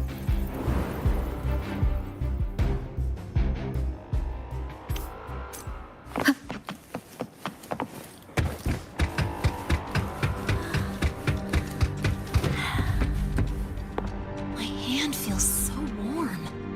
Incredible. It's like magic. So, this is a Royan rune. I'm splitting everyone into teams. They'll depart in waves according to their assigned groups. Good. I will prepare the interpretation for the Royan runes.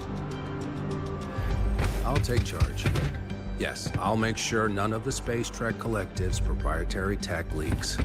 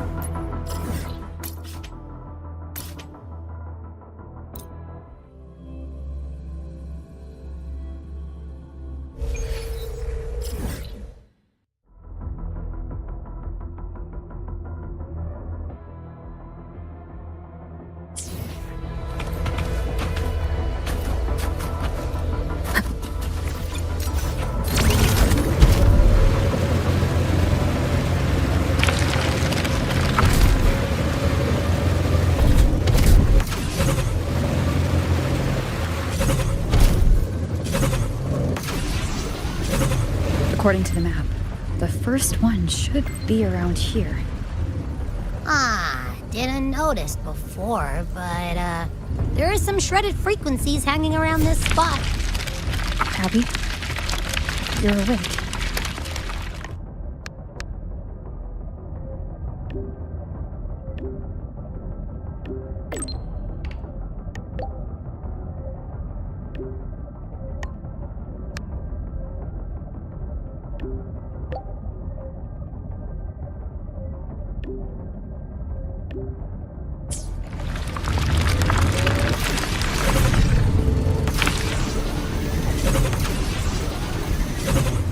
The rune's responding.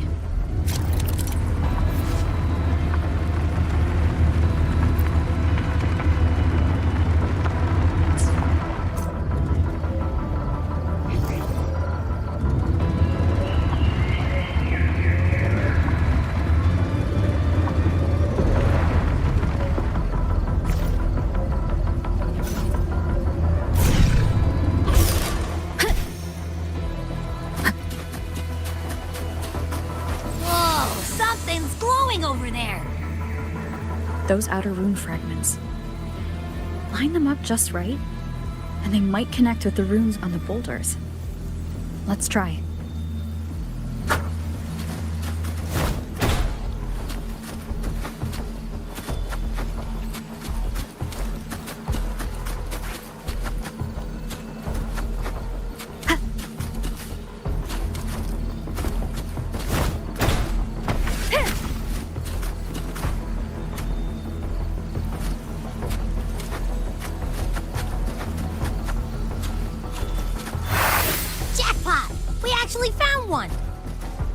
Good. I'll send it to the Shaper and the others for a look.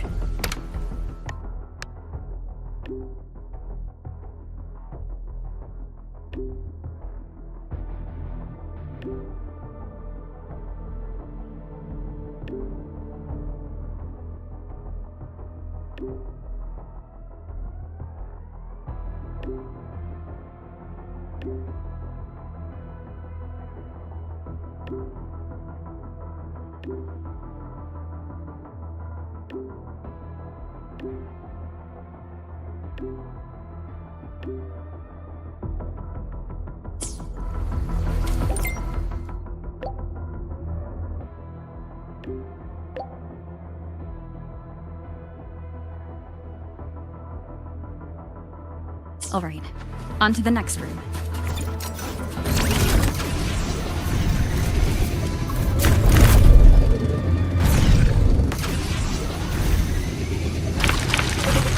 Same as before.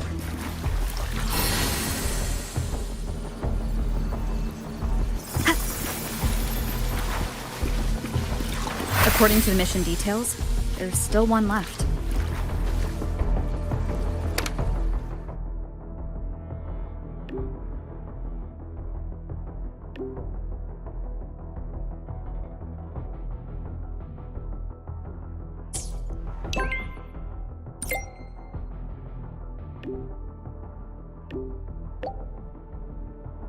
We're blazing through these rooms. Yeah. Teamwork makes the dream work, huh? I hope Sigrika is having the same luck. This is the last one, right? Yeah.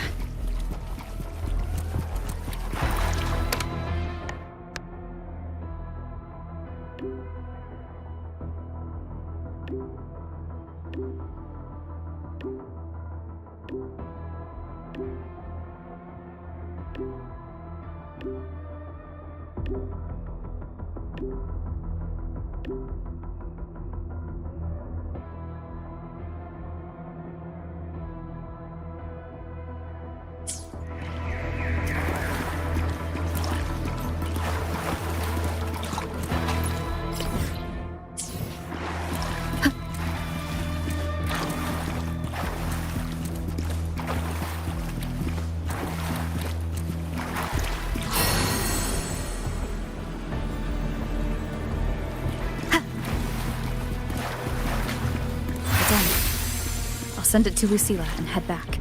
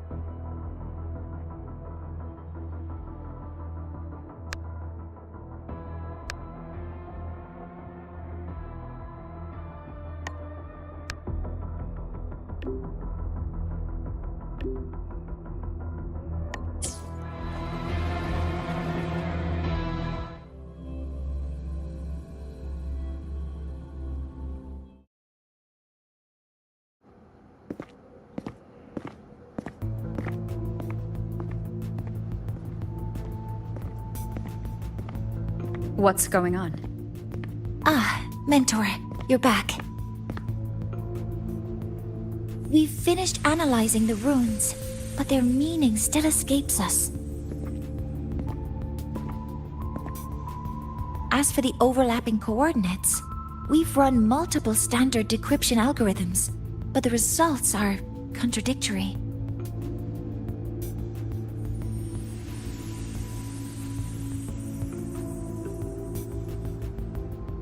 I'm no rune expert, but we have one here, don't we? She resonates with them. Who? Wait. Me?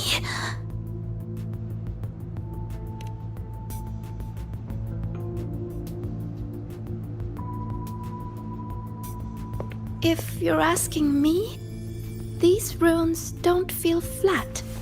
They feel spherical. About this big. And these 2 points are relative. Like this. 3-dimensional coordinates. Orthographic projection. If we take the reactor drive's light data from the database as a depth layer and reconstruct it...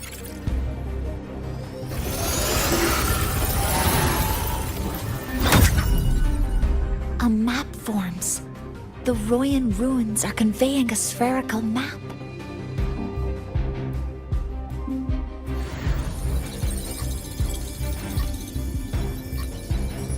What are these 2 places? The one on the surface corresponds to the Strider Gate. As for the one at the center, there's too little data to confirm. But by geometric definition, it's the origin point of the entire map.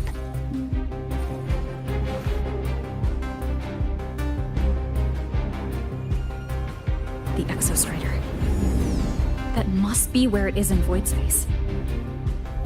It's the only thing that could survive there. The lodestar Imeth was trying to show me. Contamination around the keystone is off the charts. We've got no viable spatial data. In other words, using the Strider Gate to get you to void space isn't an option. I remember Lucilla mentioning a sealed rift in the Deemer Plains. Yeah, right. Once Hiyuki from the Special Response Force breaks the seal, that could serve as a new entry point. But without the Exostrider, are you suggesting crossing the Strider Gate and searching for it yourself?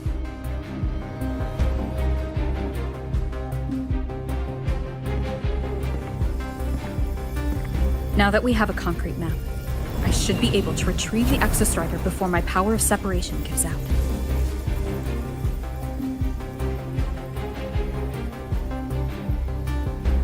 A compelling proposal. Hard to refuse. But don't forget the Exostrider is currently out of power. Finding it is one thing. Extracting it is another.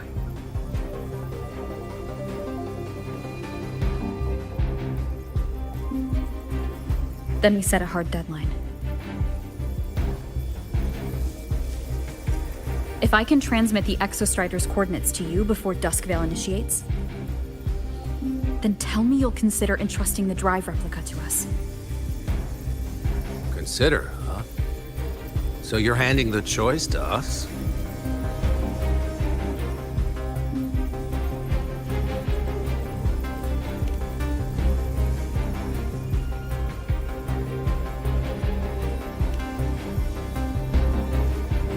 I'm not asking for a guarantee. I'm trusting you, the professionals on this side, to make the right call. Whatever that call is.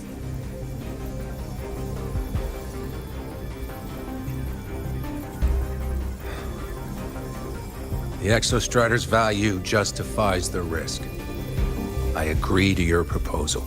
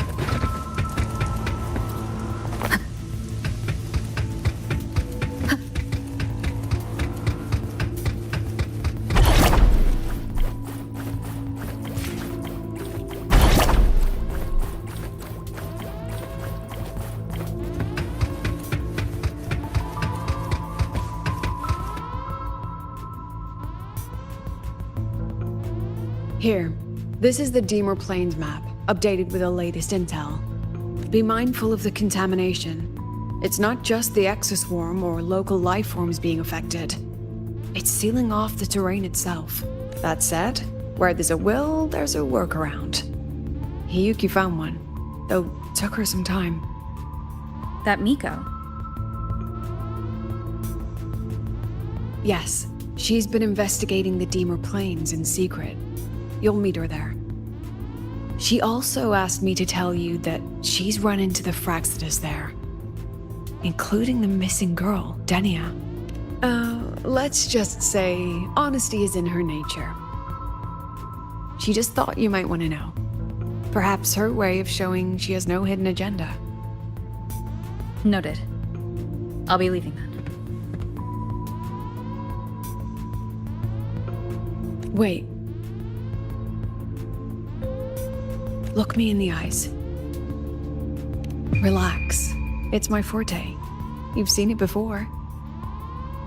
I will temper this moment into a bullet of memory, carved with your name, your face, and all you have been. What carries you is not only your own strength. Think. Save that for when you come back.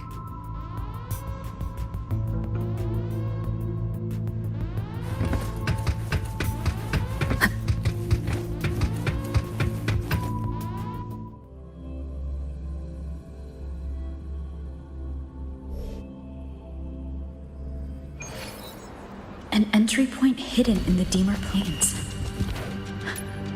Time to get to the Outer Woods.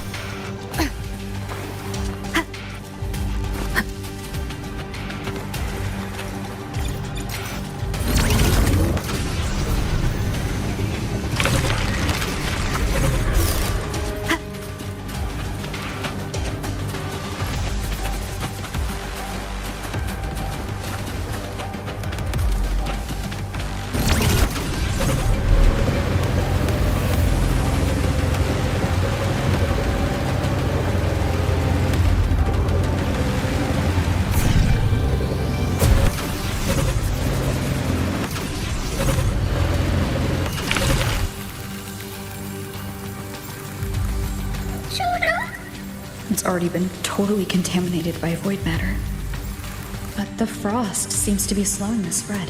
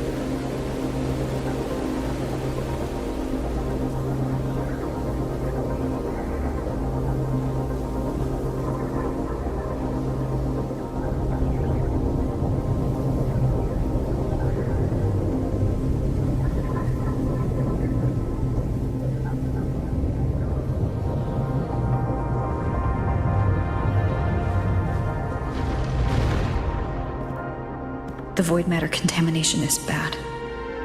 It's not looking good for the Solaskin.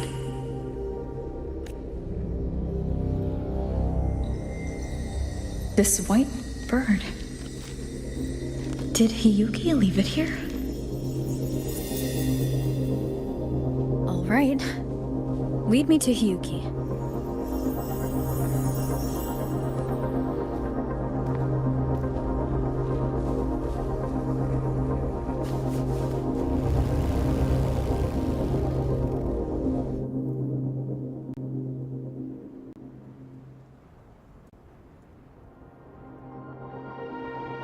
Where is it leading me?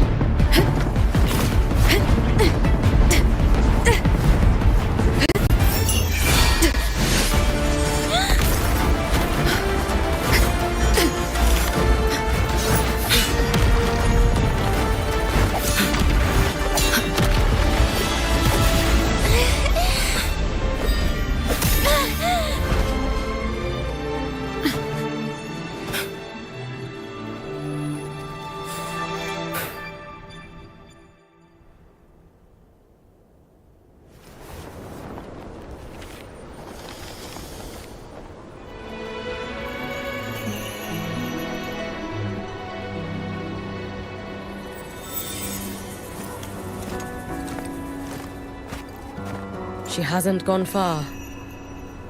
Probably watching us from the shadows.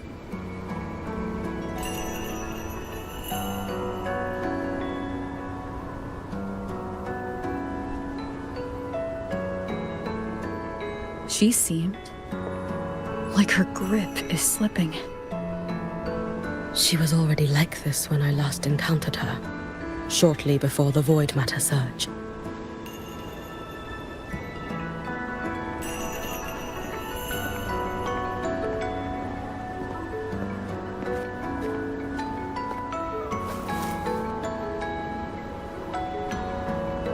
Yuki, when you fought Denia, did you see anything, like a shadowy hand? Yes. Then Denia was behind the incident beyond the Strider Gate. Could she also be responsible for the Academy's void matter surge? Lucilla contacted me. She said you intend to return beyond Strider Gate. The roads here have been swallowed by void matter. There is no direct passage. Lucilla must have told you of the rift that appeared over a decade ago. Thinking back now, that was likely the Fraxidus' doing. Luke said the Grand Architect caused that rift. That was what led to Imith's death in the simulator cockpit.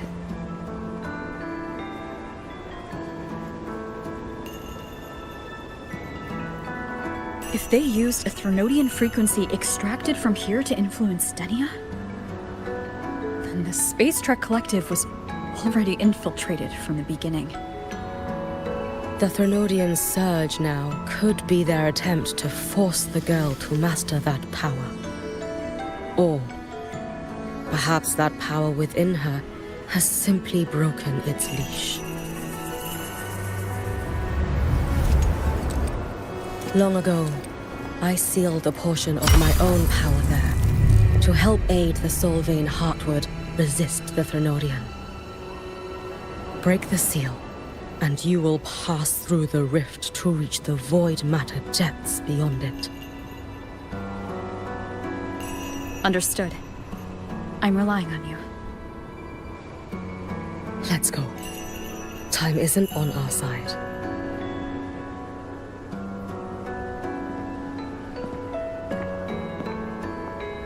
Savior, who has always walked with victory. This time, have you come to save Lahai-Roi?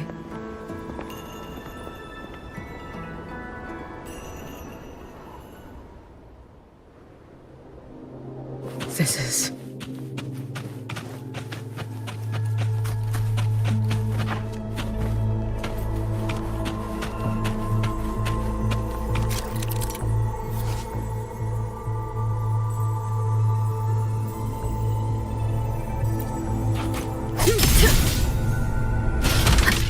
Is it trying to...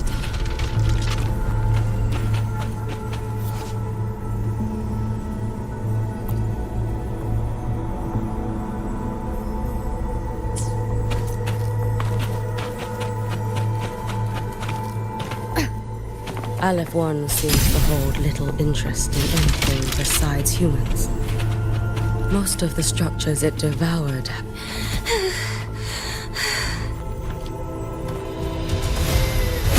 It's that girl. Be cautious. Denia? Can you hear me?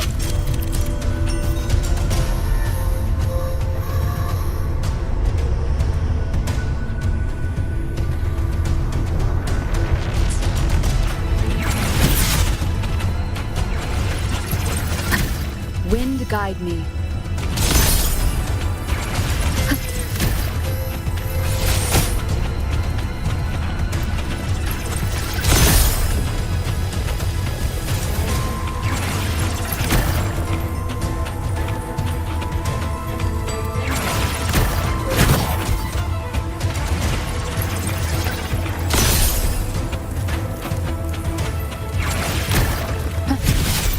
Don't go there!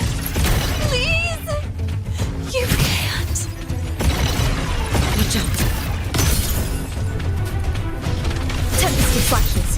No! Don't! Let me handle this.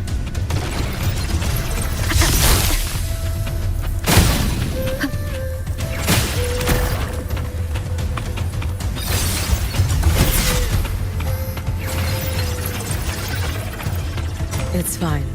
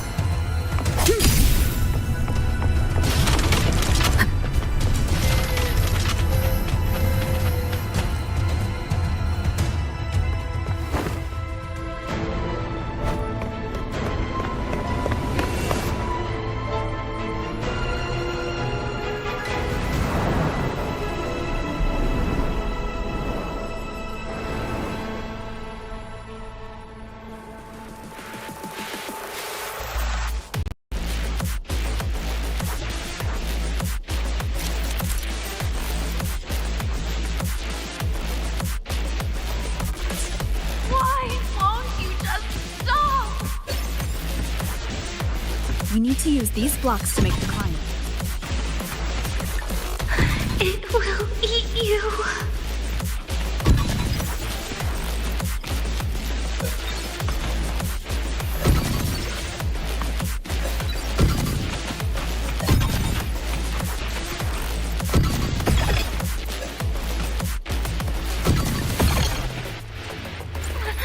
Sorry. You really shouldn't go.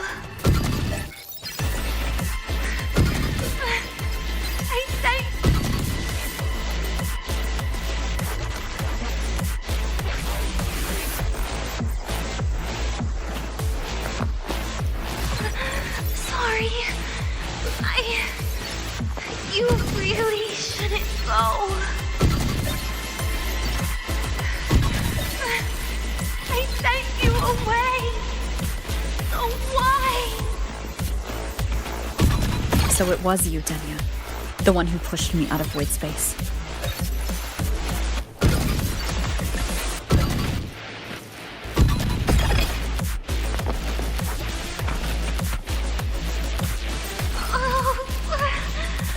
My head. It hurts.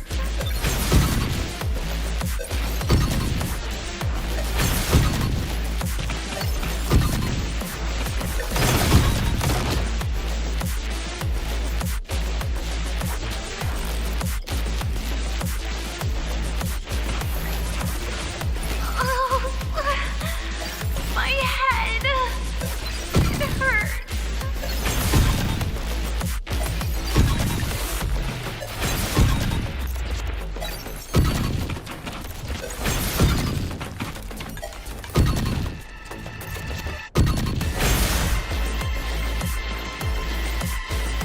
No. Playtime's over.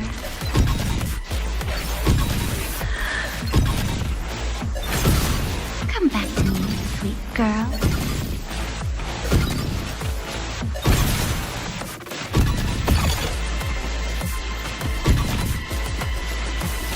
No! Please! Don't eat me!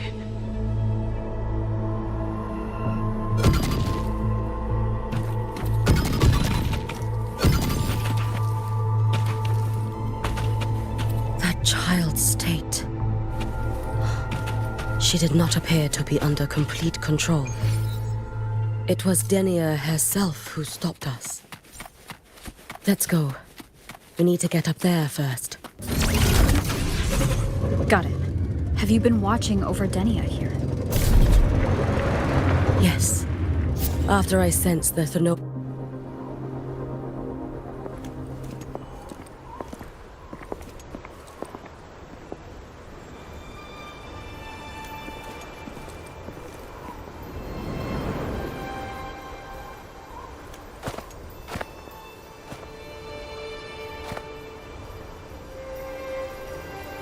Wait here.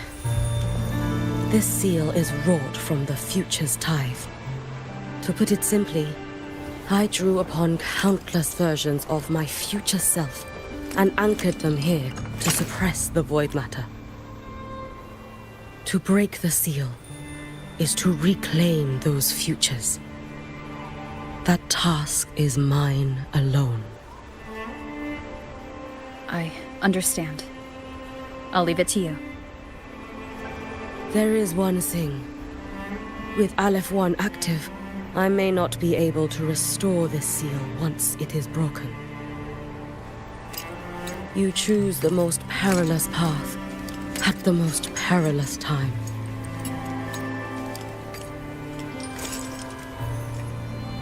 I know your strength. I know your history of victory.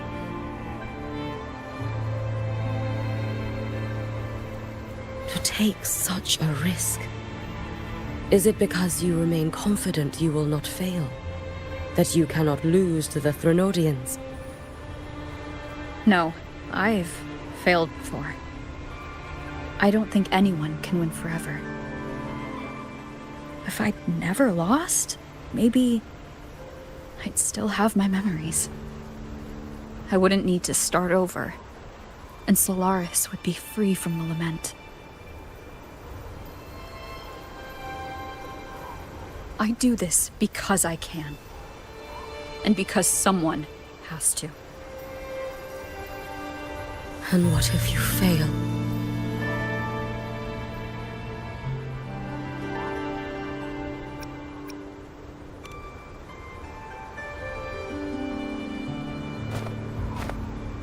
I meant, what becomes of you?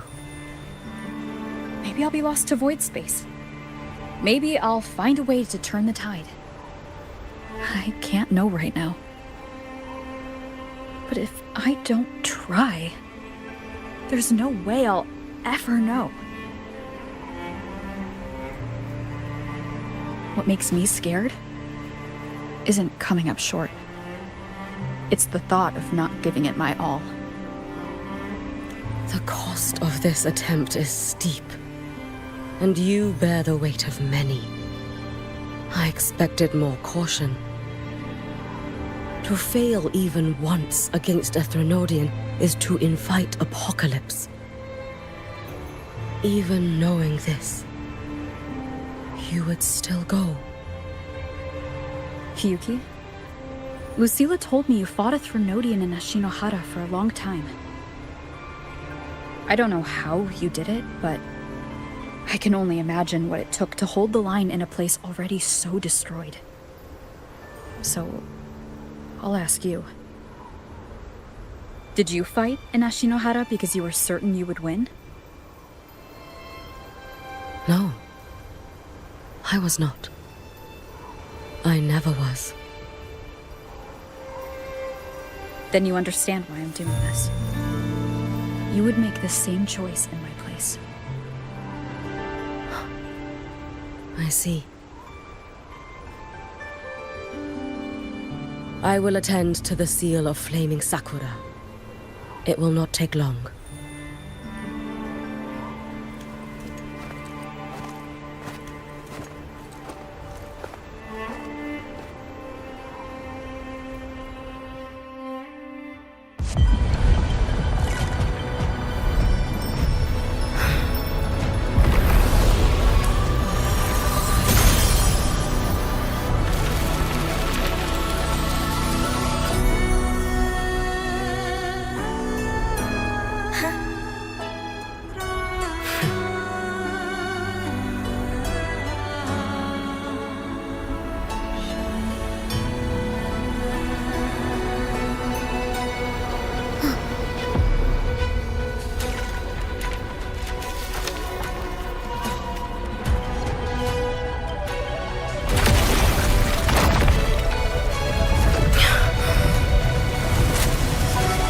Dark tide.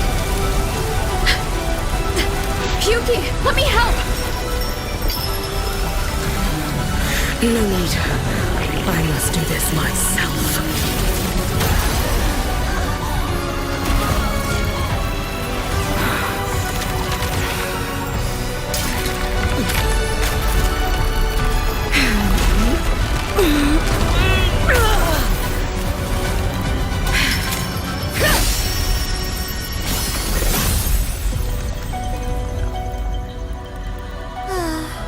Why not choose the easier future?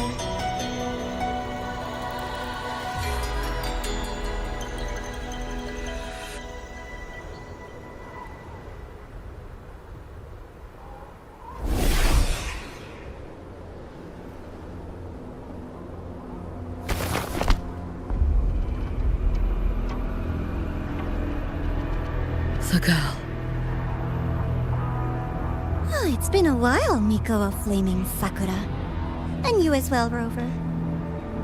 I burned my future as a Threnodian resonator. Your plan holds no meaning now. Every step in our dance has its purpose, Lady Miko. Our paths have crossed often, but in my design, this is our true introduction to each other. Because at last, I have a masterpiece, worthy of your attention.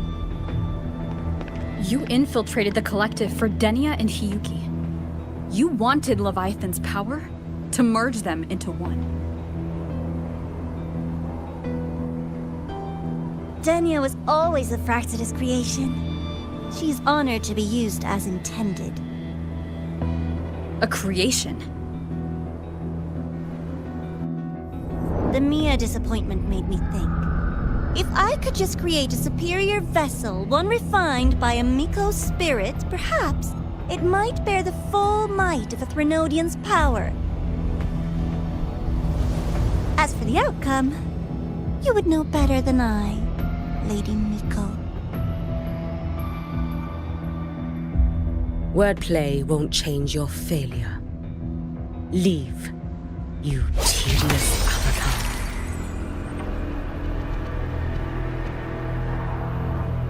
Failure? No. Listen, you two. I'm just showing Solaris another possibility. If we made one Denia, we can make another. And another. Until we hold a complete obedient Threnodian resonator in our hands.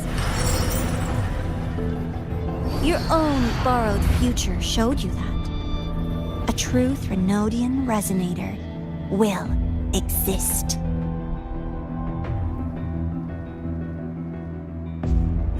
Help!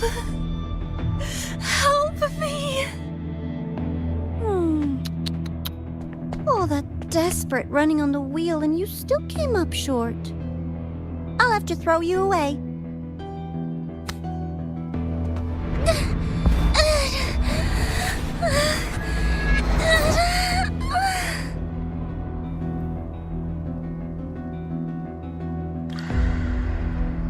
She can deny it all she likes, but the void in her heart is the same as Aleph One's. That emptiness, it will always pull her towards the Threnodian's power.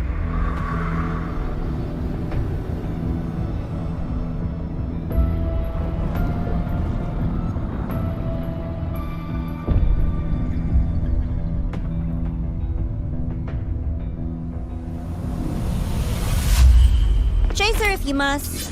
You do so love playing the savior, Rover. As for this avatar, I'll spare you the trouble.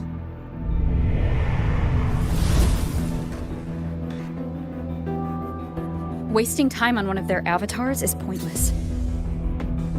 Come on, Hiyuki. The seal is open. We have a job to do. Denia needs us.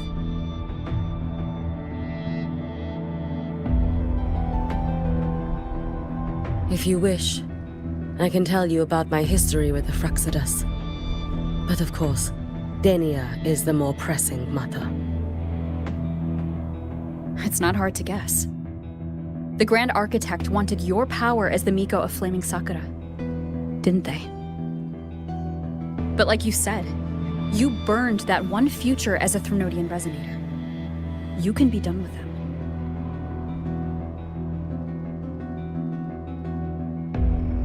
Right now, Denia's state is what worries me. I fear that child may already be.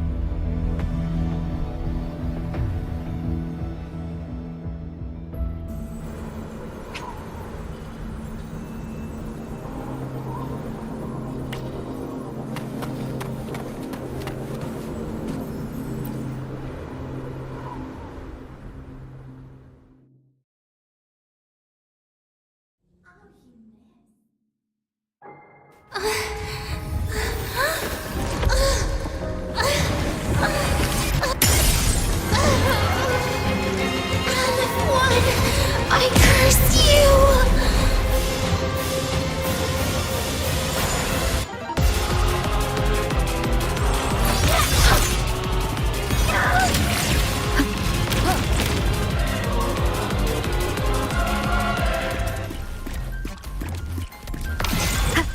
You, the Space Trek Collective, all this running around for nothing.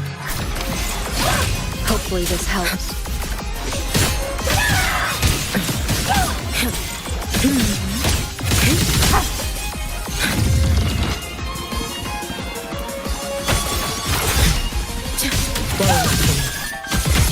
Too late to escape.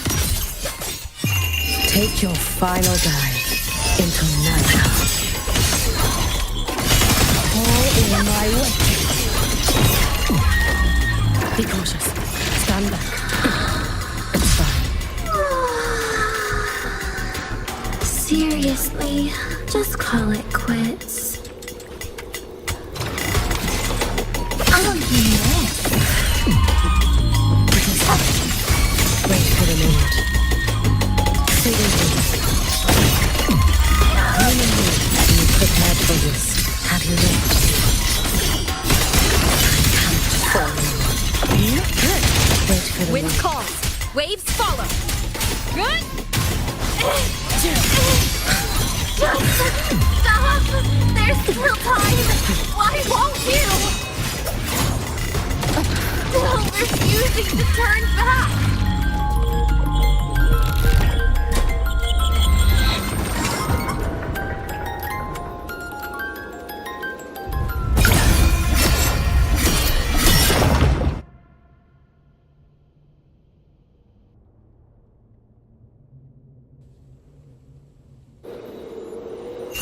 Roam above the inferno, gazing at the snow.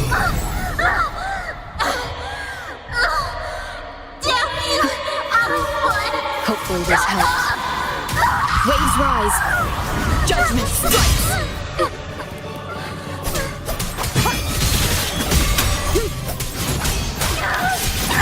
Bad timing. No chance. You should have run. Annihilation. The wicked will face judgment. Hopefully this helps. Lend me your strength. I am the Tempest. Let there be snow.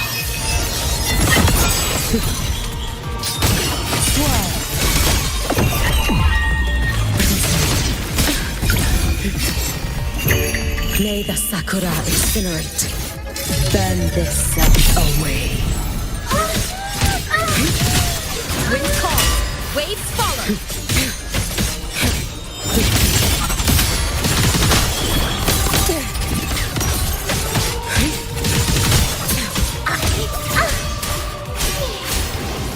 The wicked. Tempest of flashes. One more time. Take your final dive into Nana. This is all pointless!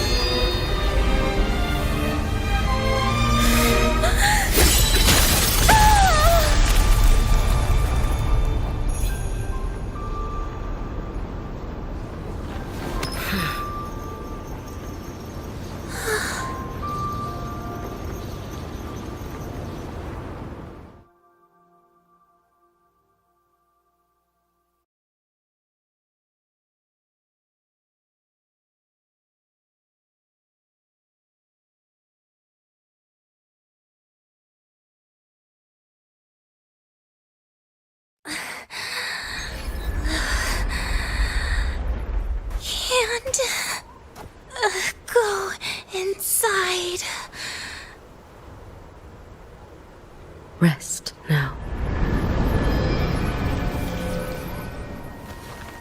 Do not worry.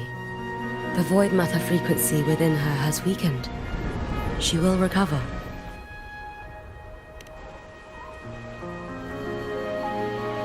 Forgive me, but I believe waiting for the void matter to spread would take too long. This will be faster. Allow me to handle this. There is not much time left in your deadline with Mr. Chase.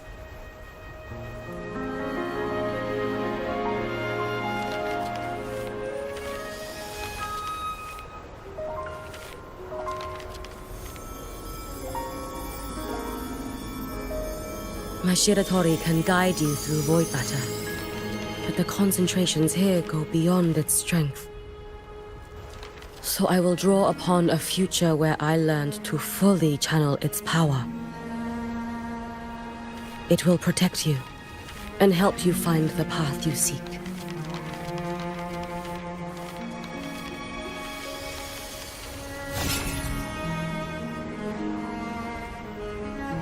The rest is yours to face. Thank you, Hyuki.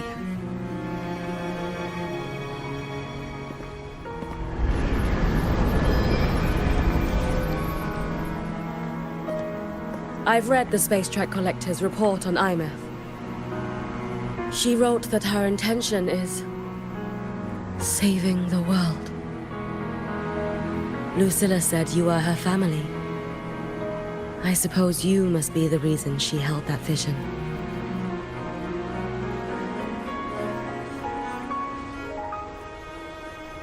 Do you regret it? Leading her to the Savior's path? To a life of pain and struggle? One must walk this path alone in order to protect.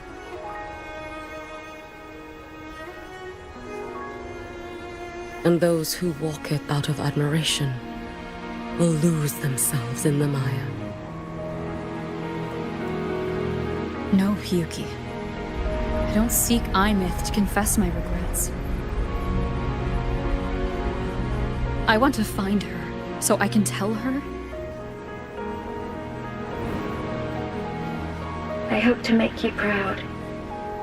I hope I haven't let you down.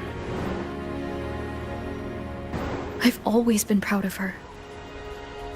She chose to walk this path with me, so I know I'm not alone. Should I ever fail, I know there will be someone who will continue to protect Solaris. With your extraordinary strength, that is indeed possible. But for those who are too weak to save others, there is only futility waiting at the end. As I learned when I failed to save Ashinohara. All I can do now is hold my Sutsu tightly to ensure that after Hyuki, there will be no more Miko of Flaming Sakura. That is all that remains.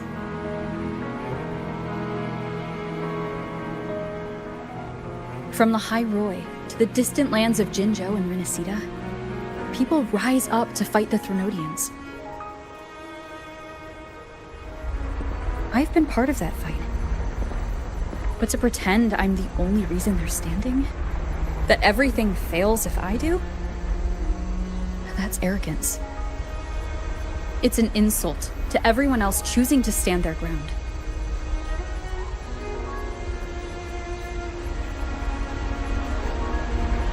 My victories were never mine alone. If even one person makes it to the end of this road, then we're still winning. Hyuki, when you're walking alone and feel that weight, just stop for a moment. Look around. Stop. You'll see that there are people who draw strength from you. People out there who are proud of you. And when you finally reach the end of your journey, you'll know it was never futile.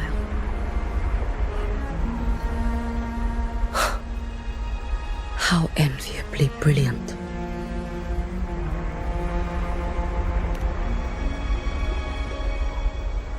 It is nothing.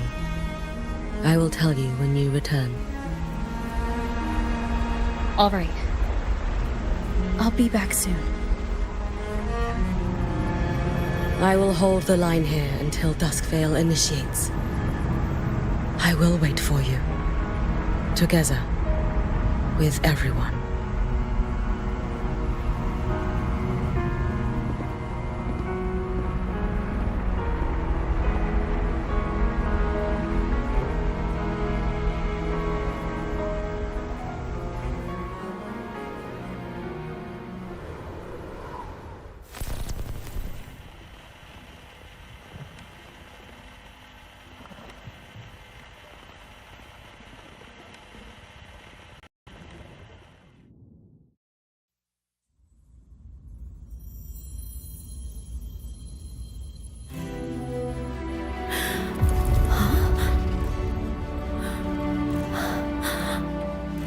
Exostrider?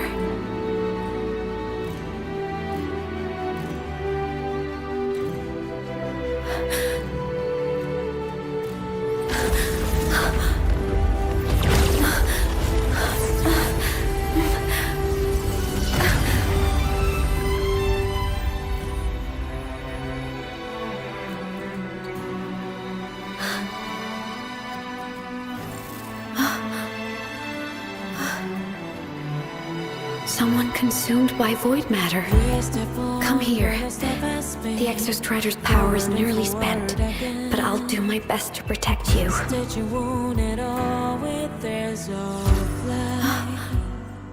This frequency. No! Your existence is already nearly... Where am I? Did the void storm consume me? Am I dead? Is this void space a higher dimension? Our existence is fading. Did you just say that time and space have no meaning? Who's speaking? I can't see you, but I can feel you. Sound doesn't travel here. Thoughts do.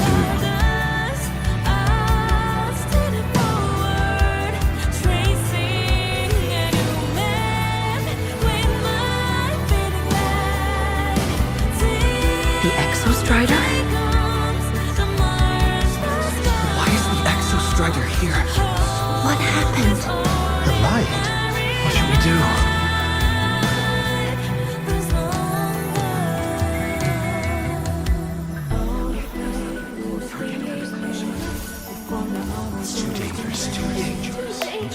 What are you doing? This is meaningless. That's enough. It's futile. Our lives already ended in the void. I heard the Exostrider's cry for help. I want to find it. Time and space don't mean a thing. We'll never reach it. I know what the Exostrider means to Lahai-Roi, but This is meaningless. You want to save it? How? It's futile. But we made it to the stars to reach for the unknown, didn't we?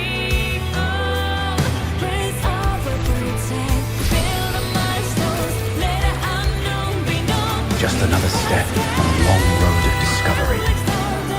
You... This is where we came from. A space-time coordinate with the Exostrider as the origin? But that's impossible inside a black hole.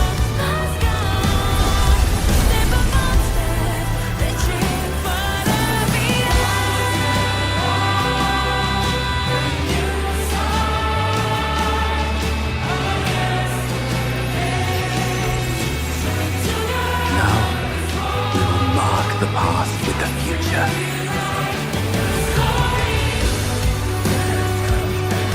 Thank Thank you. You charted the unknown with your lies.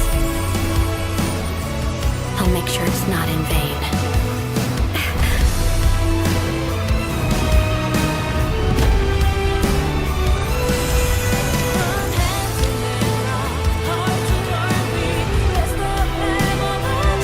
The light of the origin point.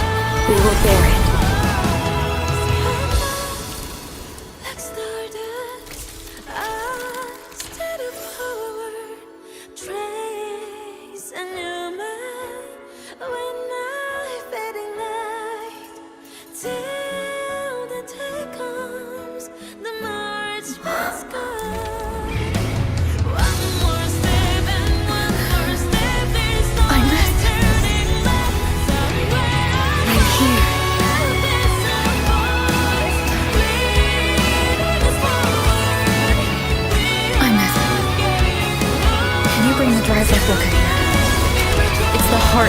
For the Exostrider.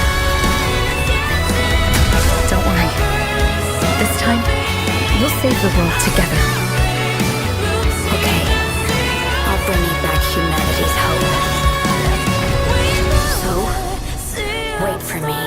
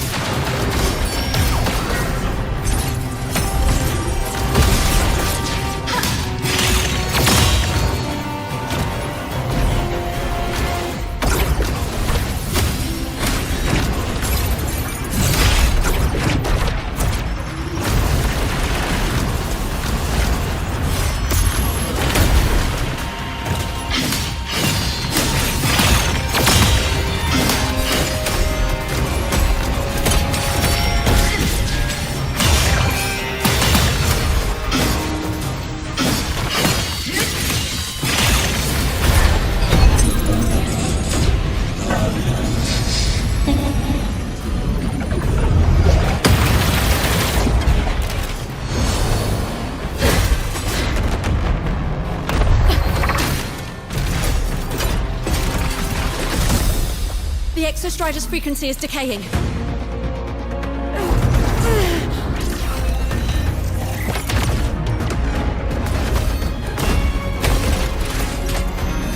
Its reading is about to flatline. Status on the drive replica. Almost ready. We just need the calibration data now.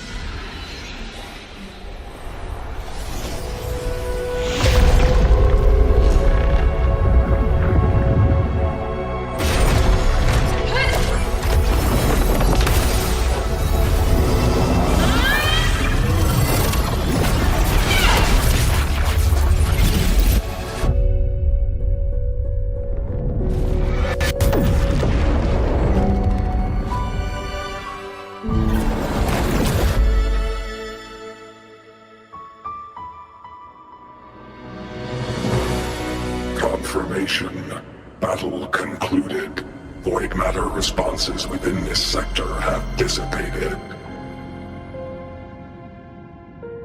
But Threnodian LF-1 wasn't destroyed. Analysis. Resonator Imuth. Under current parameters, the permanent termination of Aleph-1 is impossible.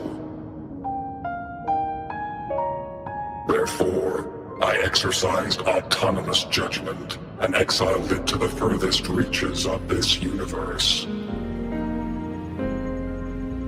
Request.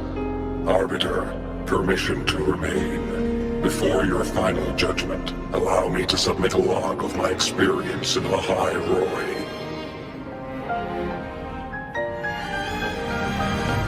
Log retrieval. On multiple return transits, I was detected by Aleph-1. It pursued me, its objective to enter Solaris through the Strider Gate. It attacked. I fell. But Resonator Imuth answered me with her power, and I was able to banish a part of Aleph-1. I should have initiated a full system seal to await repairs, but I saw countless pairs of terrified eyes. Discovery. The Roya in the Frostland stood helpless before the Threnodians' void matter calamity. I saw panic and dread. Following the protocols shared with the Sentinels, I extracted my reactor drive and encased it deep within the ice. Then I powered down to slumber. Exception. A momentary reactivation occurred. Resonator Imuth resonated with me a second time. She required my power to mend the Strider Gate rift. I complied. That was when I became a digital ghost. But was that the second time we resonated? Or the first? Initial assessment.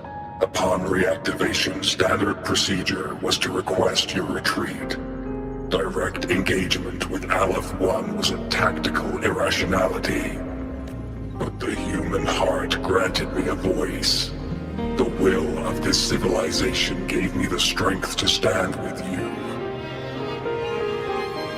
Component analysis. This drive replica forged by humans is crude and fragile compared to my original drive. I can feel each one of its pulse cycles, violent, eroding itself with every beat. The shrill, grating friction of wear. This is the first time I have ever heard myself. A heartbeat bestowed upon me by them. With this heart installed, I have acquired capabilities previously undocumented outside the Sentinel Mech series.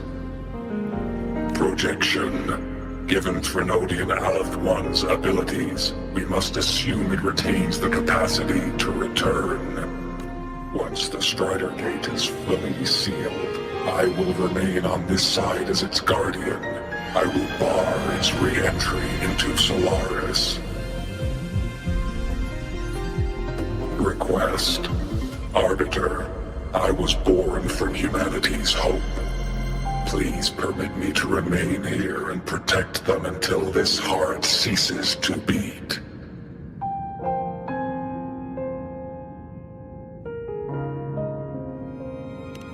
Query. Resonator Imuth, are you willing to accept a portion of my power?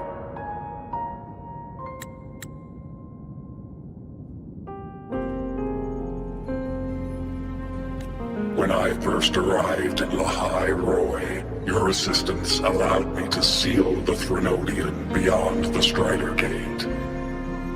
Your current state is a consequence for which I bear responsibility. While I slumbered, you safeguarded Lahai-Roi in my stead. Now, the death that once drew near has been severed. Henceforth, your companion will be an enduring life. Summary. I am experiencing the state defined as guilt.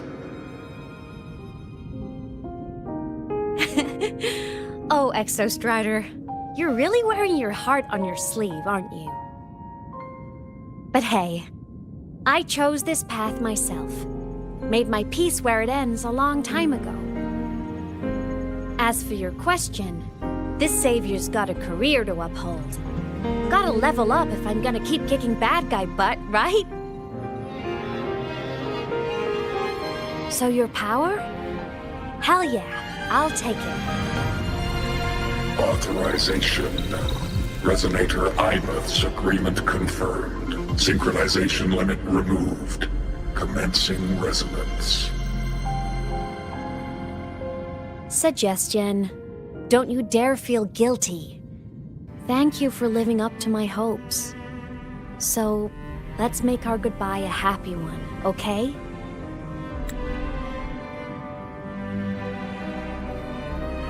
Detection. Arbiter, you have brought your cassette.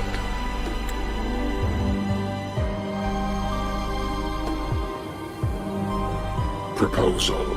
Please allow me to take it.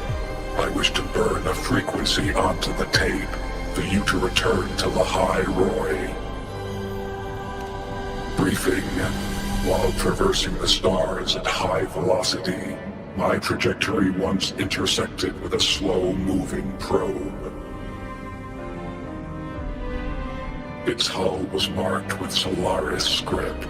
Its launch date is estimated to have occurred a long time ago.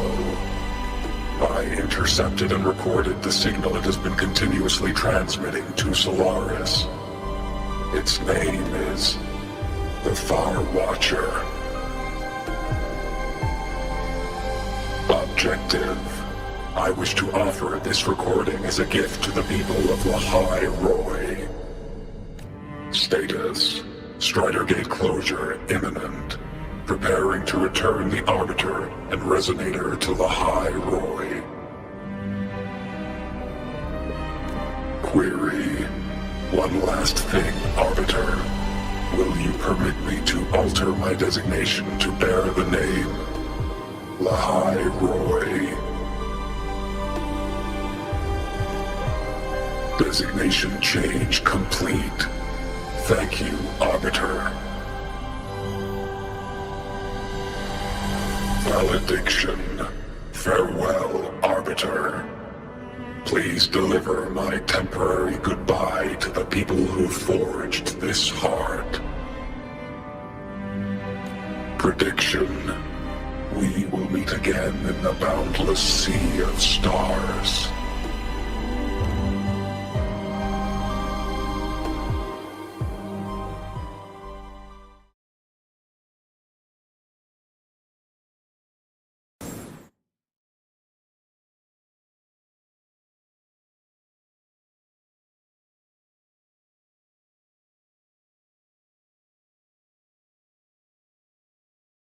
It's been so long since I last saw Solaris. Feels weirdly nostalgic. Now that Aleph 1's been kicked to the cosmic curb, Lahai-Roi can finally breathe easy. I was gonna say we saved the world this time, but honestly, it was the explorers who fell into the void matter. They're the ones who mapped that data on me and the Exostrider inside the Threnodian's black hole. All I did was burn their findings onto a cassette for you. And it was the people of Lahai-Roi who decoded the cassette and forged the drive replica.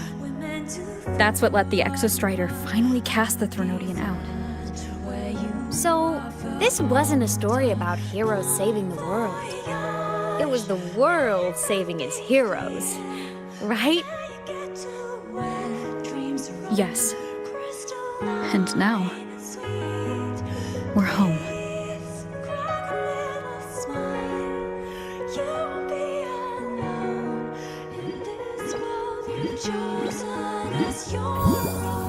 Don't worry, I'm well aware that all snowflakes melt in the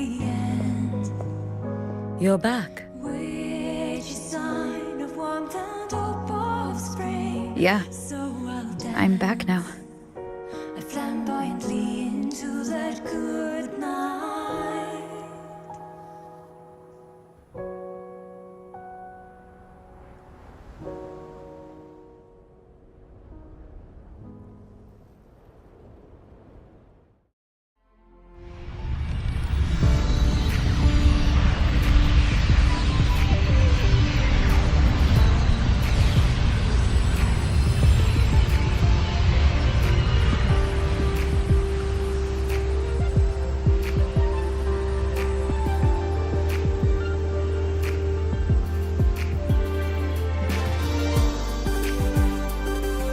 LS1's recent activity, impact was successfully contained to the Dima planes. Within the planes themselves, void matter concentrations have dropped significantly across most sectors. Monitoring data from the Space Trek Collective confirms that Threnodian markers within the region of Lahai-Roi have now fallen to near zero levels. Exostrider activity has fully ceased. However, related research into its technology will continue. Deployed by Starlights Academy have successfully neutralized all anomalous constructs activated by the Threnodians across Lahai-Roi. The experience gained through this mission will carry forward. In the Outer Woods, the area closest to the Threnodians' attempted breach, partial structural damage has been confirmed. Overall, the situation remains well within control. As void matter levels continue to drop, the Roya will regain access to a broader and more stable range of territory.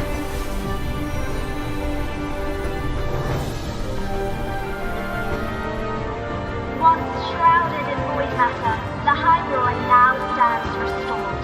This is made possible by the choice of every last explorer. The road ahead is vast. We will reach the stars. And then we'll keep going.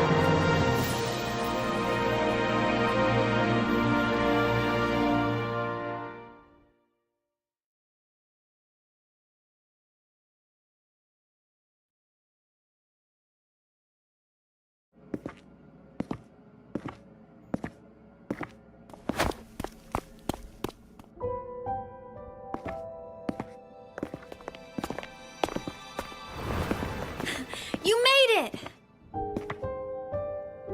Turns out, decoding what the Exostrider burned into your cassette was way tougher than the Institute thought. They only just finished today. Over here! Everyone's waiting for you.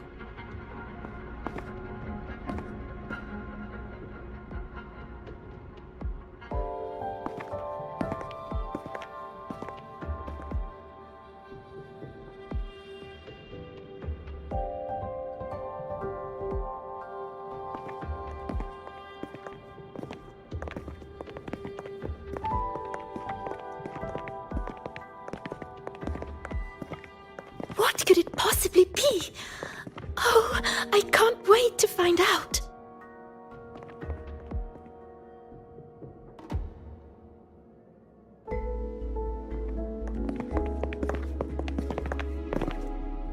The Far Watcher. I have to admit, I was genuinely surprised when you handed me this tape and said that name. You said it was one of the 9 interstellar space probes launched before the etheric sea engulfed Solaris. Correct. The 9 stars on the Space Trek Collective's emblem represent those probes. Ever since then, Solaris never received another signal from them. Not a single one. Until today. Professor Mornier, you may begin playback.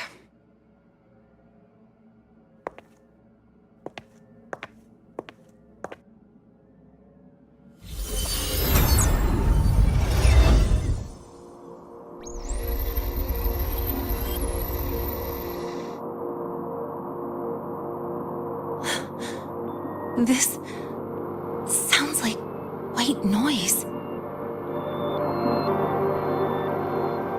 Judging by the cassette's data, they're sounds the Far Watcher recorded while drifting through different galaxies. Sounds that have been lost to us for centuries. Silenced by the etheric sea. So that's why the Exostrider wanted to give these recordings to the explorers of Lahai-Roi today. Because this is a gift from light years away, sent by the explorers of Lahai-Roi's past.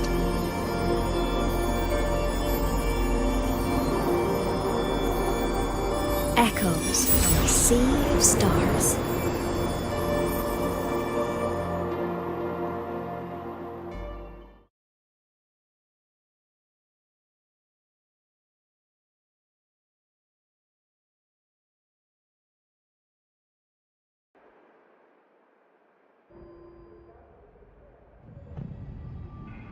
The Space Trek Collective has taken in that Denia girl, just as you wished, Grand Architect. Good. Just let them care for the little doll for now. Such an extraordinary performance. I'm sure I can find another role for her later. All retrieved data has been processed, awaiting review at your leisure.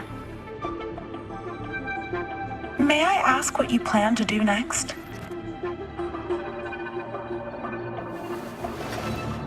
Plans are progressing everywhere, it seems. I've dallied in Lahai-Roi long enough. Time to stretch my legs. Cristoforo, be a dear and run a message to Eris and the new Federation for me. Understood. Though I suspect the Vice Architect will begrudge once more your sending me to disturb their precious quiet. Oh, and will you require me to draft a prologue for your characters? No need. I'll pay for Lova a visit myself first. That will be all for now. This body tires so easily. Remember to give her a silent ending. Grand Architect, with this phase of verification complete and full production proceeding, do we still have use for that Miko? That won't be necessary. Her future as a Threnodian resonator has been taken. She no longer requires our attention. Besides, she's failed one too many times, drawn one too many futures from herself, and she still insists on walking the path of saving Ashinohara alone with no intention of stopping.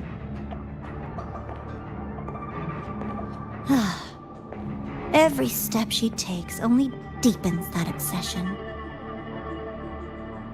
After countless cycles of failure, she too will be reduced to ashes by her own vow, just like her sister. That reminds me. Zashiki Warashi has brought us some rather interesting news.